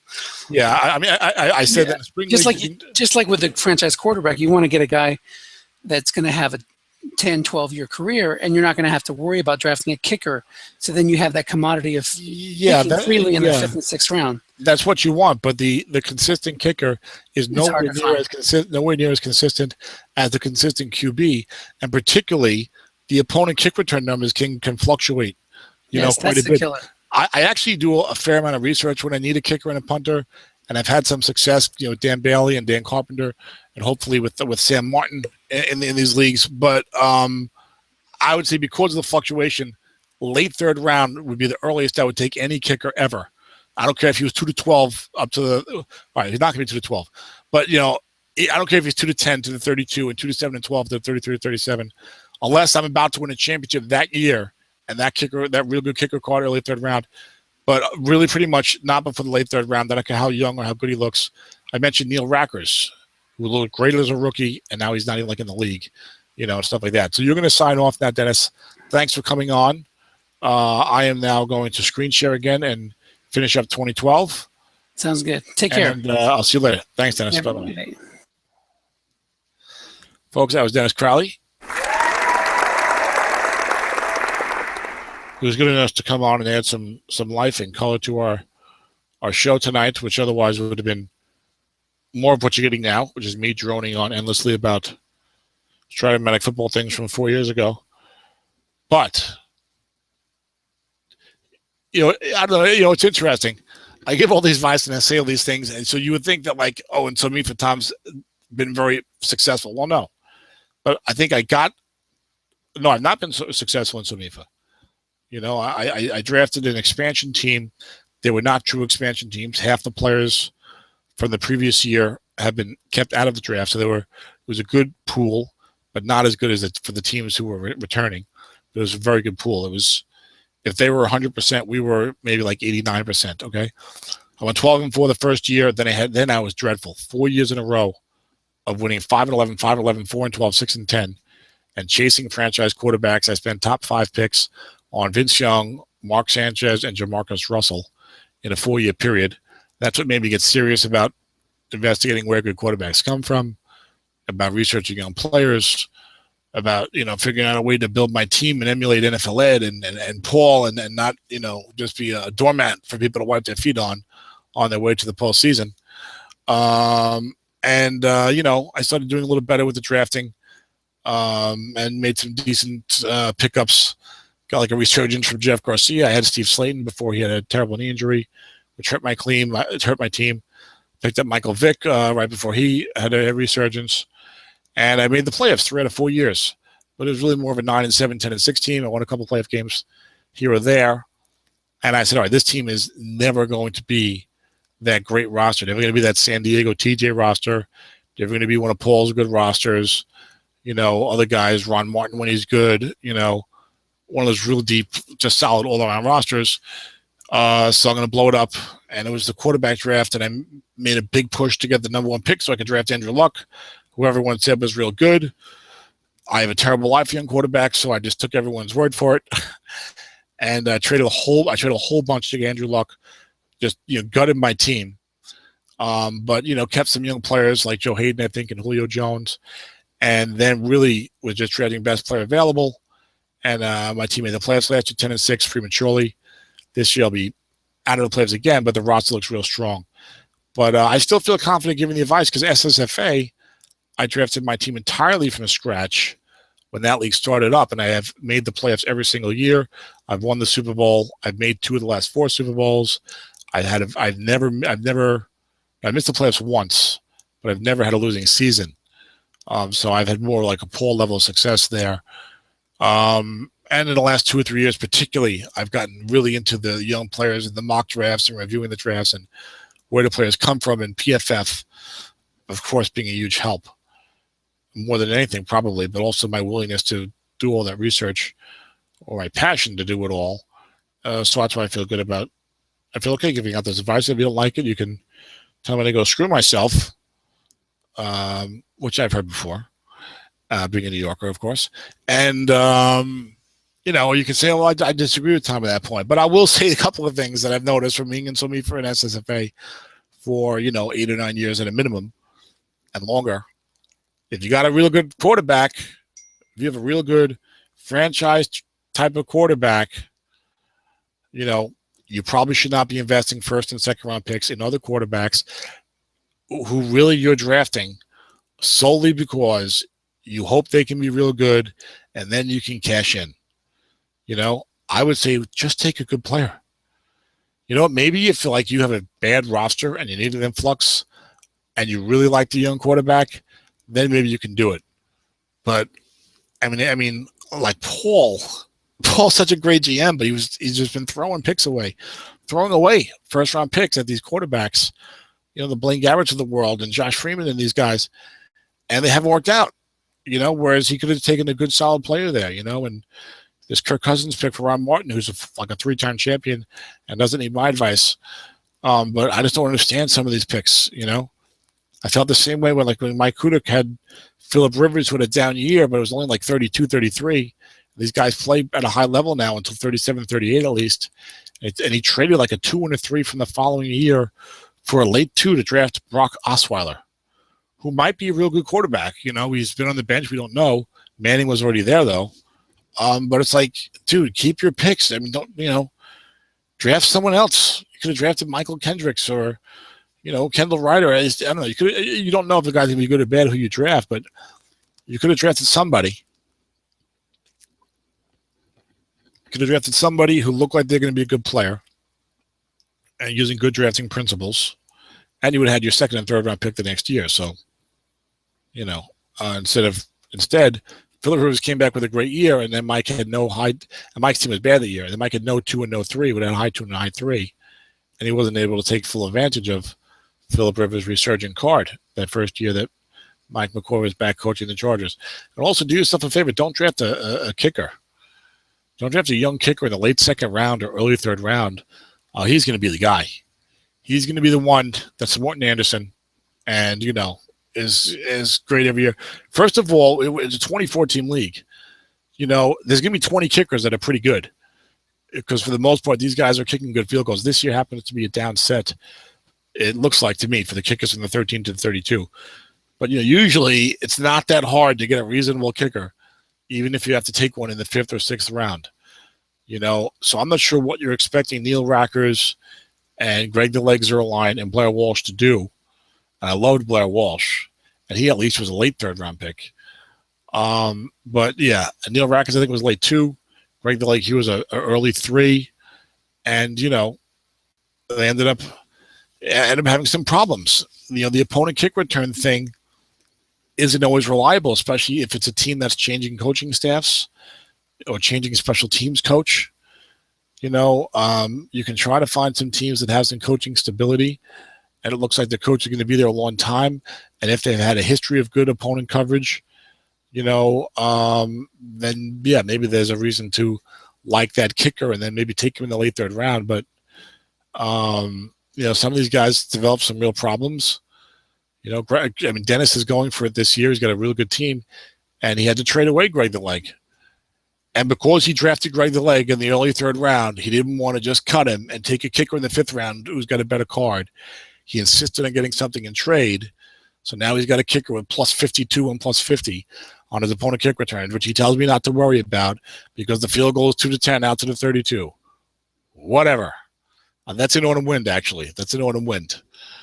But, if you hadn't spent the high pick on Greg the Leg, you have to worry about what is Greg the Leg going to do? Is he going to be 2-10 from the 33 to the 30, from the 33 to the 41? No, he's going to be 2-7 at best. He's 2-9 and 12 from the 23 to 32. So instead of some other guy who used, a retread or whatever. So I would say, based on looking at these drafts and also perhaps applying something called common sense, if you had a real good quarterback in the prime of his career, don't draft another one when you have other needs in the first or second round. And then don't draft a kicker in the top 2.5 rounds of the draft in SSFA, SOMIFA rather. 2014 league. Spring is different. Spring, you're basically on 2 cards. So you already know what that guy's going to look like the second year. So now you're getting guaranteed at least 2 good cards. And you get 2 opponent kick return ratings to look at. And you know whether that head coach and special teams coach, if you want to delve that far into it, is coming back for a third year. But so that's my diatribe here. Now that Dennis is gone and I can monopolize the time and stuff like that. I like that Dennis did all the greens. I don't have those, unfortunately. But we were looking at this draft here, the 2012 draft, and there was plenty of good players. Again, we picked up sort of early second round Kevin Zeitler, Montezi Perfect, Kalichi Osamele, Riley Reif, Alshon Jeffrey, Michael Floyd, Dwayne Allen. And then bang, Kirk Cousins. I mean, you just ran off like, and maybe Kirk Cousins will be good. He's starting in Washington now. I would say the early returns are not promising. But I just ran off like 7 like really solid NFL, like 7 contributing above average NFL players. With 4 of them being great. That's Zeitler, Perfect, Osamele, and Alshon Jeffrey. They're great. Then Riley Reif's been pretty solid. Michael Floyd would have been a pretty good number 2 receiver, and Dwayne Allen's been pretty decent tight end, only missed the 1 year with injury. And then they got a guy Gelbin, a quarterback. Now he's a great GM and he's a great coach, and he's got a great team, and with Aaron Rodgers on it. But maybe he would have done better to take a solid player like David DeCastro was solid. Donta Hightower, Jonathan Martin looked solid but didn't pan out. Quentin Coples looked maybe pretty good. I was not a fan. I'm a Jeff fan, and I see him play. But anyway. Just saying. So then the second half of the second round ended up not being that great, though. Kirk Cousins, Justin Blackmon, Jarrell Freeman's been pretty solid with especially the split ratings now. Josh Gordon had the 1 great year, but, problems after that. David DeCastro, Zach Brown has had a bit of a comeback this year. Darryl Richardson didn't work out, but again, people chase running backs, and you kind of have to. What are you going to do? If you wait to take a running back in the 4th and 5th round every year, unless you're really lucky, it's going to be hard to develop a good running card. I don't know if my approach is going to work because I've been rebuilding with my SOMIFA Jets team. I said I'm going to take the best player available at the positions of greatest longevity, and I'm going to avoid taking a running back very highly unless I absolutely love him with the naked eye because I feel like I've had a good eye for running backs. So I've taken like Kyrie Robinson and Devonta Freeman and Christine Michael kind of later in the drafts, like 4th and 5th round. Maybe 3rd round, late 3rd round for Kyrie. I don't recall. But I feel like now my roster's got kind of starters everywhere. They look pretty good long term. So for next year, if Andrew Luck comes back to earth, I can trade for a good running back card or draft a good running back if I see them and it won't hurt me as much. I don't know if my philosophy is going to work. I hope it works. Obviously, running back's very important. A good running back card. Jonathan Martin looked like a good player, but then his career kind of got derailed. Michael Kendricks late 2nd round, real good. 3rd round, see again. Nathan just drafted. Nathan, you hear the frustration in my voice, Nathan. I love you, but you just drafted RG3 in the 1st round. And now here he's in the 3.2 taking Brandon Whedon, 31 years old on Cleveland. Hello. That should have been a red flag right there. I mean, wow. So, it's like you're throwing. So, I mean, I don't know. I don't know how many of these quarterbacks that have been. I just, it just looks like every time a guy is taking a quarterback to be an asset in this league in the last 4 or 5 years. I already got a real good starter. Or maybe I even just took one in the first round like Nathan did with RG3. Now I'm going to spend another fairly high pick on a young quarterback for the sole purpose that if he pans out, I can get something really good for him. That has failed pretty much every single time that we've looked at it here. Blaine Gabbert, Josh Freeman, Kirk Cousins, Brandon Whedon, Brock Osweiler was taken to eventually replace a supposedly fading Phillip Rivers, but I mean, it hasn't worked out, guys. I'm just saying, keep doing what you want. You're doing me a favor because I don't want those guys. Anyway, this third round didn't start out the drafting too strong. Alfonso Denard, Brandon Whedon, Bryce Brown, Kendall Wright's been pretty solid. Stevie Brown was pretty solid, but had injuries. Ruben Randall finally kind of coming around. Rod Streeter looked good, but it's kind of fallen off. Greg DeLeg, we mentioned him. Lamar Miller did nothing. And they came out of nowhere and have a great year this year, so that worked out well. Rod Pierce looked good and hasn't really got it done. But this looks like a draft that just didn't have that many good players left after the mid-second round. I'm just not. I mean, you're going third, fourth, fifth round, and just the guys are just not that good. So it was a top-heavy draft with a very good first round and a half, and then you see just a fall off in quality. But there were some good players there. Derek Wolfe, Kobe Fleener, who I took. T.J. Graham's been a good. No, that's a receiver. I'm thinking of Corey Graham. I took Stephen Hill was a bust late, but this is now late third round. Brandon Brooks was good, third round pick for Dallas and Zeb. Usually dressed well. Tamara Davis has been okay. Robert Turbin, last pick of the third round, was a good card this year. Been a solid backup back. And then you got the fourth round. If I kill Ron for Kirk Cousins, I got to applaud him for Jordan Cameron. In the fourth round, Bruce Irvin. In the fourth round to Tim. Shane McClellan, don't go to sleep on him on TJ's team. He moved to the inside for the Bears and playing okay. So he was a former first-round pick. Is supposed to be an edge rusher. It never worked out. Now he's an inside linebacker, but is actually kind of doing okay. So he may end up having utility. Now, see, here you go. This is more like it. Wayne has had no quarterback. But he got Ryan out in the fourth round. Nothing wrong with that. It's the middle of the fourth round, and they need a quarterback. He took Michael Brockers in the first round. He's been a solid defensive tackle. Took Michael Ford in the second round, but he could have taken Kirk Cousins. Took Michael Ford in the second round. He's been a good wide receiver. And he managed to make the playoffs last year. And now I think he's got Blake Bortles now. By the ESPN total QBR, Blake Bortles will not be good. Derek Carr will be good. I had Derek Carr over Blake Bortles. Doesn't mean I'm right. We'll see what happens. We're only 3 games into the second season for these guys, and neither one of them was lighting it up as a rookie. Carr's doing well this year. Bortles had 1 good game, so we'll see what happens. But New England was also competing in these seasons, despite having not much at quarterback. Look at this. Wayne's an excellent coach. 8-8, 11-5, 8-8, 10-5, 1, 9-7. So no losing seasons in these 5 years. 3 playoff appearances without really having a quarterback. He had a couple of one-year guys who you threw in there, and hasn't had a stud running back either. I mean, Ben Tate's been okay a couple of times.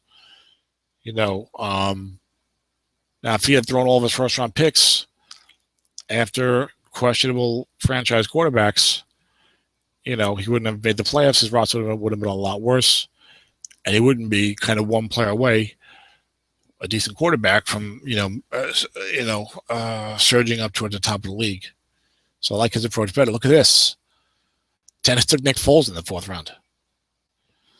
Now I think these are the exceptions, and everyone else not good right now. But most of the time, they're not going to see a good quarterback. A guy who becomes a good quarterback last past the third round in our league or in any league. If the guy has a chance at starting, or if the guy shows something, he often goes in the first couple of rounds. Certainly around 3.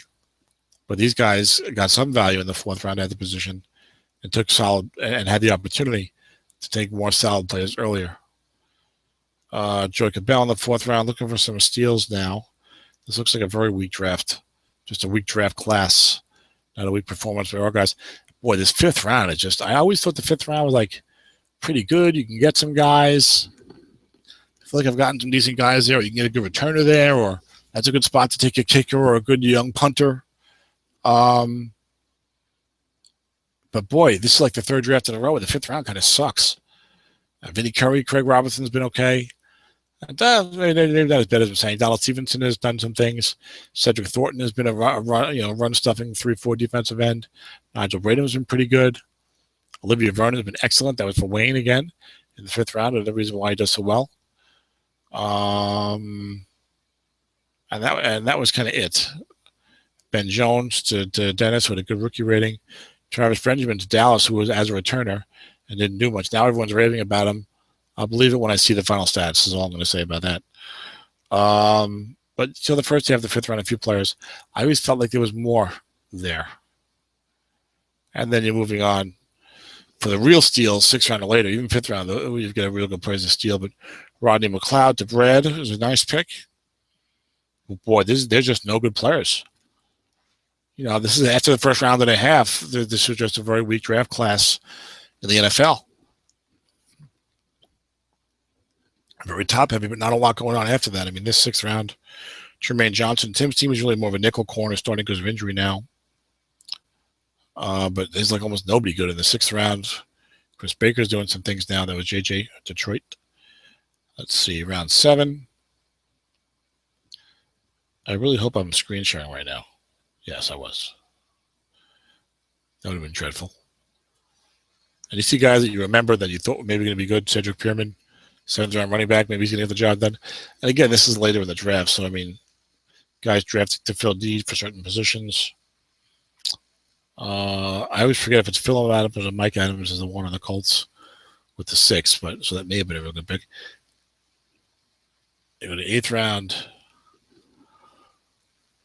Devon House is actually playing pretty well right now for Carolina, for Jacksonville as a corner.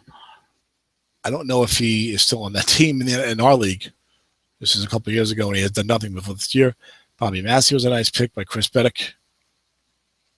But, I mean, this whole second half of the draft, usually you find a couple of real steals and good players, but it was just a weak draft class. Look at this.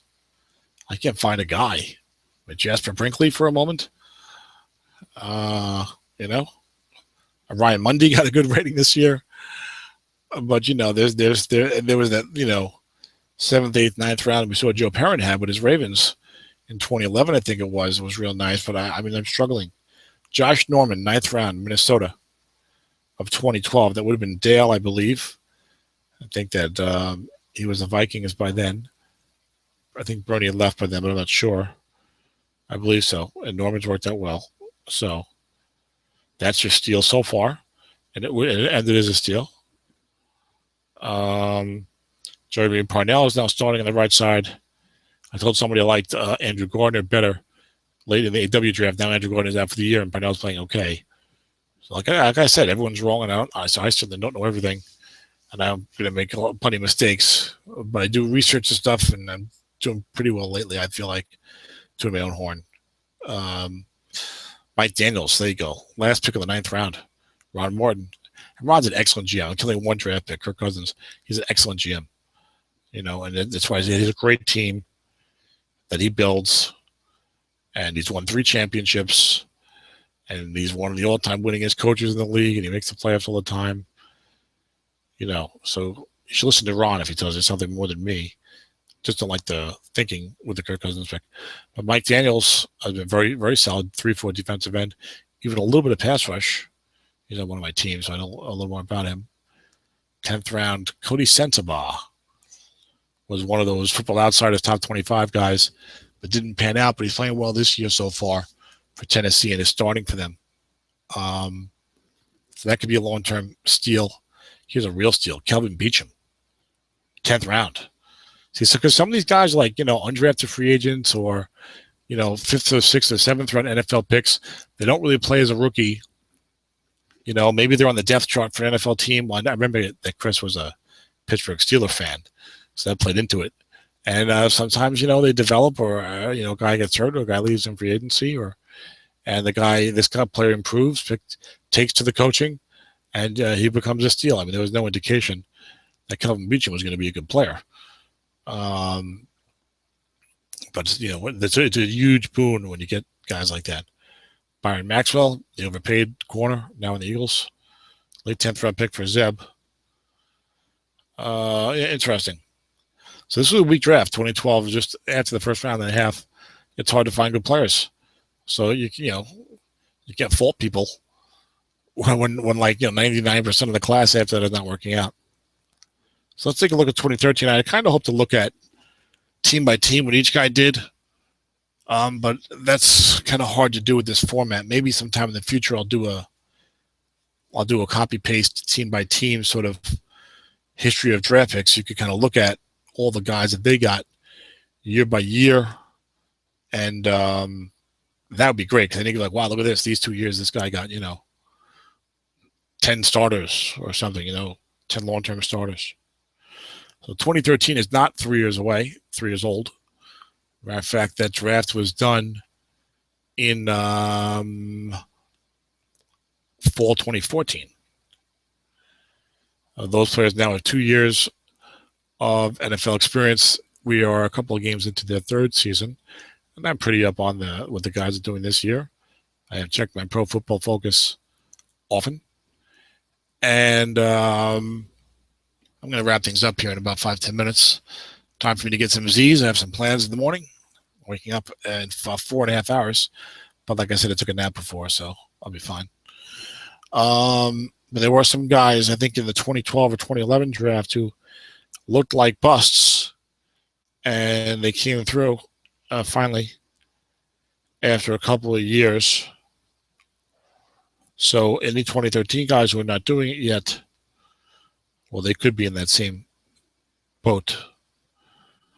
But we could look at some early situations here. Larry Warford, first overall to Renee, rebuilding. And he's been a solid guard. Desmond Trufant's been a very good corner. 5, borderline 6. I think you may start to see 6s from him.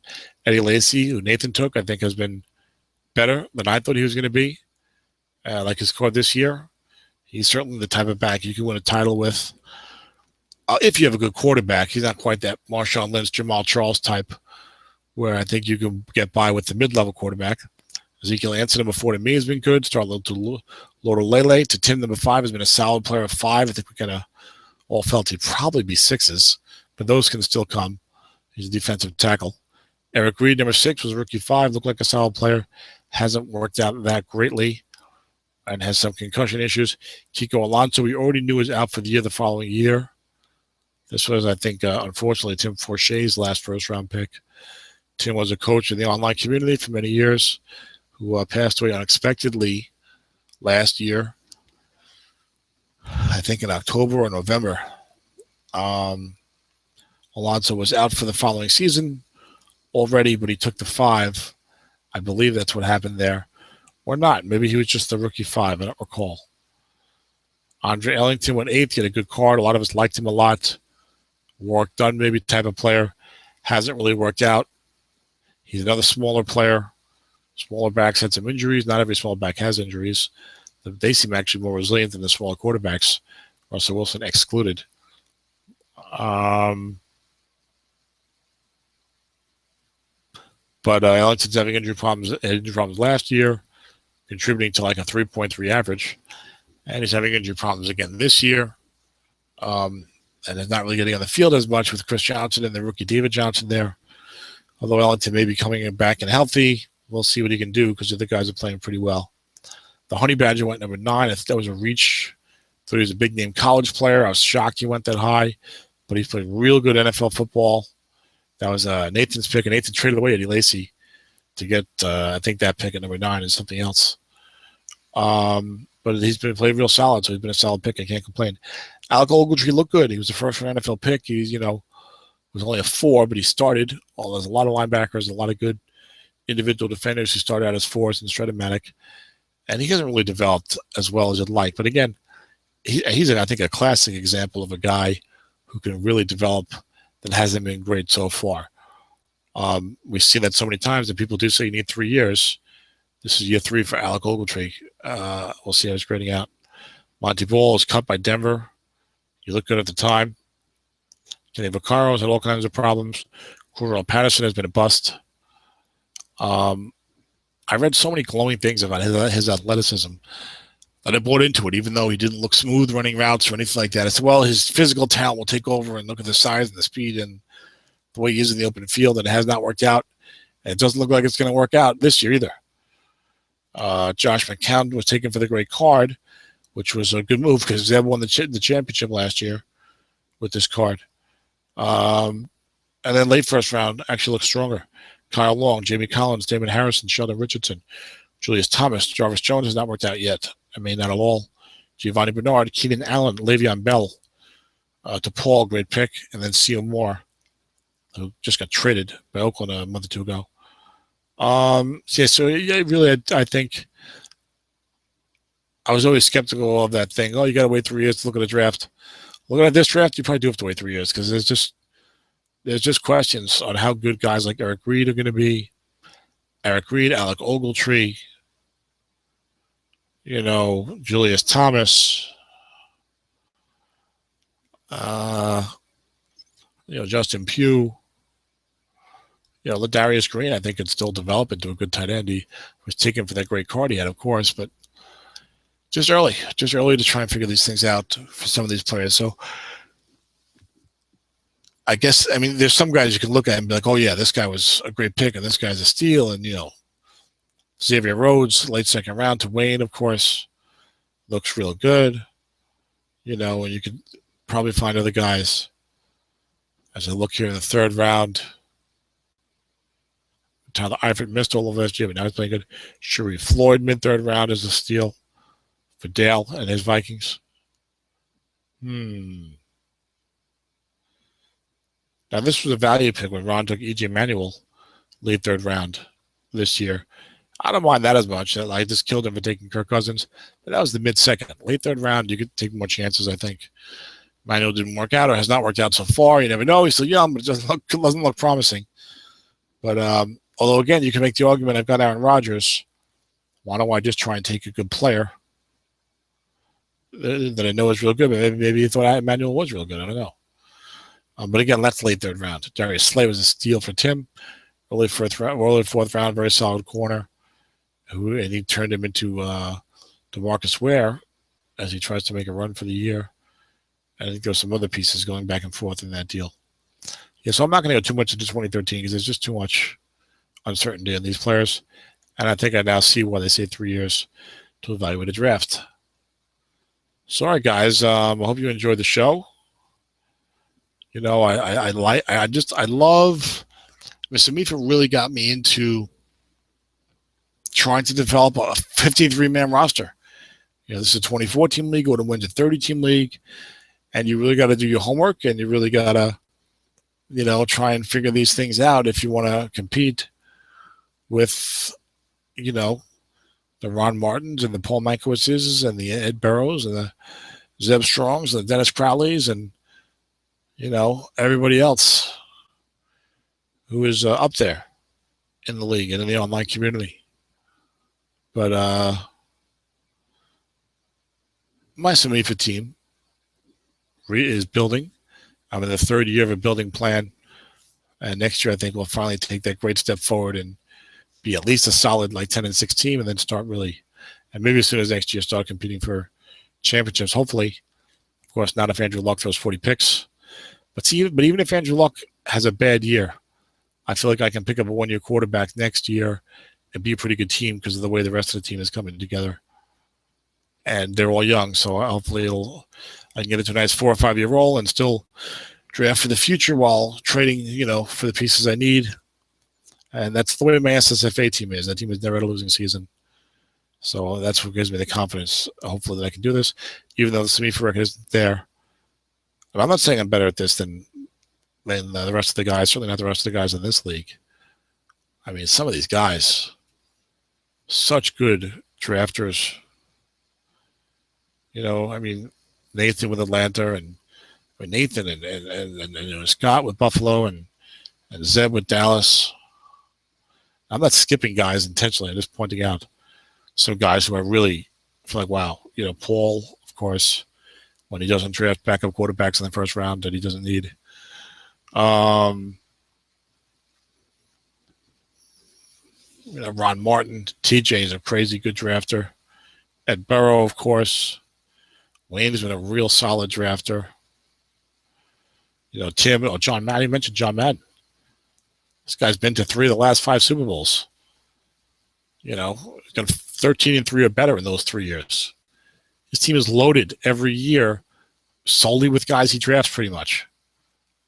I mean, he might be better than any of them when it comes to drafting. He certainly doesn't take a back seat to anybody, so it's tough. He's got Big Ben and Jamal Charles right now. Sorry, guys, I'm going to log off. Time to catch some disease. Hope you enjoyed the show. I don't think it came out as well as I was hoping, but it's something. And I enjoy doing the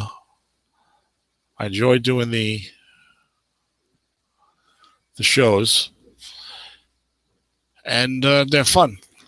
And I took a nap earlier, and I just wasn't in the mood for anything else, and Dennis was able to come on, so hopefully you enjoyed. I think it was like a 2.5 hour show. It's supposed to be an hour, but we'll see. All right, guys, take care. Bye-bye.